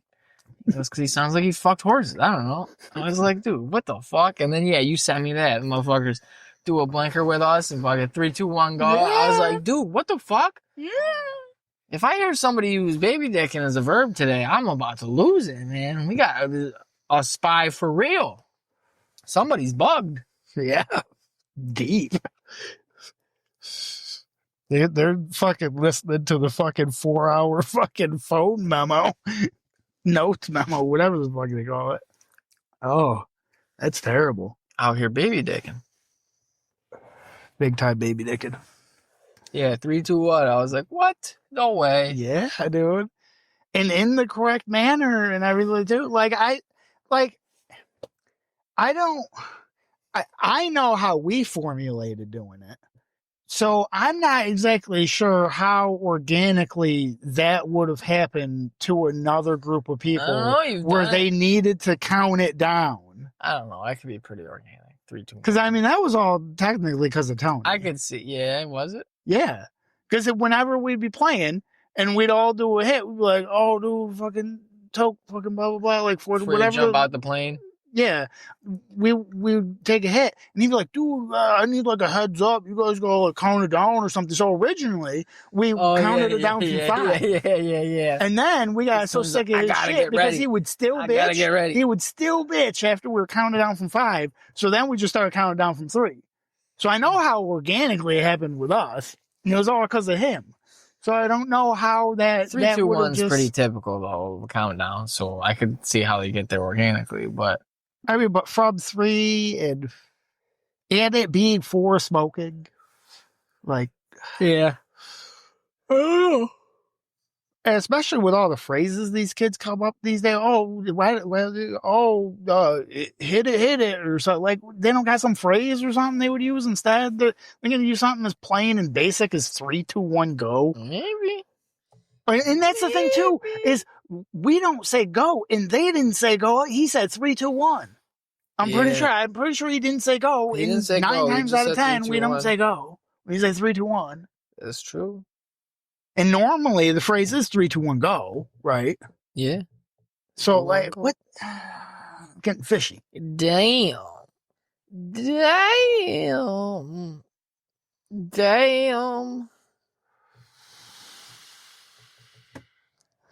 I think we got a bug. Huh? I think we got a mole on the inside. We might, dude. Out of the 2 people, we got a mole on the inside. They're only saved on one person's phone. We got a mole on the inside. You're getting hacked. Oh, that's good. Which one's evolve? Oh, the Tubi shit. What? So that bitch is getting like wrestling shit. Oh. Hey, Yeah. You a wrestling fan? I got back into it when they went to Raw. I was like, I'll see what it's about. And they hooked me. I'm back on. After Stone Cold was out of it for a while, I kind of Yeah, that's lost how I was interest. pretty much. I was like, It was my jam. I was around liked for him. John Cena. I like you. No, I He was was around for slamming John beers. Yeah, he was like dope. that. Then John Cena came in and he started doing the fucking wankster thing, fucking rapping and making fun of people and was cutting good promos. I think that was a little later. I think at first he was just coming out and he would like. I thought that was always his finisher. I don't know if he's right off the rip with that because his finisher has always been the same things, but he changed the name because like when he was the wanks, now it's like the fuck does he call it? I don't know if he still calls them the same things, actually. But like he changed them. Like one guy, I'm pretty sure one of his moves was basically one guy's thing, but his own. And the other guy, there's a few. There's a few moves from different people. But the way he did it, because he was a wigger who was always like he was like kind of fucking badass and like fucking silly and goofy and making fun. So fucking tongue in cheek. So his shit, one dude's was the F5 and his was basically the F5, but he called it the FU. Oh yeah. And then there was something that was like, I can't remember the move, but he would call his, I'm pretty sure it's a submission one, he would call his the STFU instead of whatever the fuck ST something it is or whatever. And I mean, isn't the Stone Cold Stunner pretty fucking close to his fucking thing too? No, I don't think he has anything that's close to that. I thought that's the thing where he does it and then he stunners him. No, the thing where he does that is the 5-knuckle shuffle. I'm pretty sure. He does that before he fucking. I don't know. I haven't watched in a while, but he also don't wrestle that much anymore. He's on his way out. It's a little retirement tour. He's a champ again. From what I hear, he's a pretty decent dude. I believe he's like the most prolific donator. Yeah. He's got the most and shit. Like what's the king? The Make-A-Wish. Yeah, by far. But yeah, so that's his whole for his last year's retirement thing, coming back and beating Ric Flair's record of title champ. Like so, he's a 17-time champ now or something, I think, or 18, whatever the new record is. He turned heel for. Nice. Yeah, so he's going around telling everybody how they're all ungrateful and they suck, like the fans and shit, and how he's the last true champ. I might have to get into it. Dude, he's the last true champ. This is great. And when he leaves, when he has... How come it's when people go bad that you get excited? He has this many shows left, or this he's many... the most prolific guy in Make-A-Wish. Yeah. So, and he's like... heel. Dude, it's funny, like, they were in Germany, they did this whole fucking European tour, and... He came back and turned heel in the first show back. I think was there in Germany or somewhere in Europe. I think it was Germany. And he goes, it's like something like, screw everybody in this arena, including that kid right there. And they cut to this little kid who was like in the full. Oh, I think I saw something about that. And he wasn't like even part of No, he was just in the full that city's special John Cena farewell merchandise. Yeah. The head to toe hat, jersey. And just a little sad look, like shocked look on his, like, why he say fuck me for it? Like, dude, it's great. And he says he's the last true champ. And when he has this many appearances left this year. And when that number's up, fucking get a good look at the belt because the last true champ is taking the belt and he's going home. And you guys can make whatever toy fake belt you want afterwards. But it's not real because I'm taking this with me. Oh, dude, I might have to start watching that. It's great, dude. This is current? Yeah, this is what's going on right now. They got what else is good that's going on? That's pretty great. There's a bunch of shit you gotta get into. I watched the other one I started getting into, the AEW, the new one. The new like competitor. It'd be like the closest thing to WCW used to be, I guess. Mm-hmm. And it's they got some fucking interesting shit going on. What was I gonna bring up? The only shit as far as fighting that I've seen that I want to see like more of is just bad kid type shit where it's like, what was the last one I saw? It was like 2 MMA fighters versus five gamers or some shit. Or they'll have like one like real MMA person versus like 5 women or something. And like I mean, of course, it's always the professional kicks the unprofessional's AEW ass. used to do. I mean, it's not like fucking WWE didn't, but I don't think they have in a minute. But AEW was like this dude who just came to WWE from AEW when his contract stopped. He's a lucha guy, Penta. He, when he was in AEW would do intergender matches where it would be him versus like this chick Chelsea Green or whatever, and they fight like a full on one-on-one singles match, ring the bell, sanction, ding ding ding, and it's fucking them two legit wrestling. Fucking, I don't know what happened, but probably him mostly beating the shit out of her. Oh and, my God. And I'm like, this is a fucking regularly scheduled thing. Like, when the WWE used to do that, it would be like a shock thing when some Vince was trying to punish some lady or something. Most of the time, it would be like an intergender tag team match. You know, one man, one woman versus one man, one woman, and they tag in. And so the woman would try to get out quick or whatever. I think they, but fucking, I thought that was pretty cool that they were doing it. Because, WWE used to have, like, Chris Jericho fighting China and shit or whatever. Yeah. But China was a big broad, what I mean? She could fucking bring some heat. You can pick them up. Slam Oh, them. yeah. They were, I was watching when they put the old shit back on, started putting it on Netflix when they made the deal and shit, and it went live, old episodes of Raw. And I forgot for a minute, China and Chris Jericho were co-intercontinental champions. Word. Because they both pinned the person or something at the same time, so it was indeterminate, and they were like, well, you're both champion. And like, so fucking they had to help each other out here and there so they wouldn't lose the belt. Yeah, like a lot of losers they both do. Yeah. Yeah. Fucking great. That's just some good old shit, man. Fucking, he's apparently a douchebag now, but fucking Val Venus, his whole little shtick, fucking mid-Carter, fucking just coming out, fucking, hello, ladies, fucking has his towel on and shit. Yeah. It used to be some wild shit, too. Some wild you watch some old episodes and you'd be like, man, it used to be buck wild. Dude, TV in the fucking 90s. Oh my God, dude. TV in the 90s and very early 2000s was all trash reality, shit. like skewed. Like he had one storyline where this dude fucking accidentally knocks this chick off the ringside and she fucking hits the floor. Apparently she's pregnant. Yeah. And so he killed her baby and he's got to make it up to her. I was like, by beating people up, and I was like, this is fucking so stupid. So good though. It's just the old.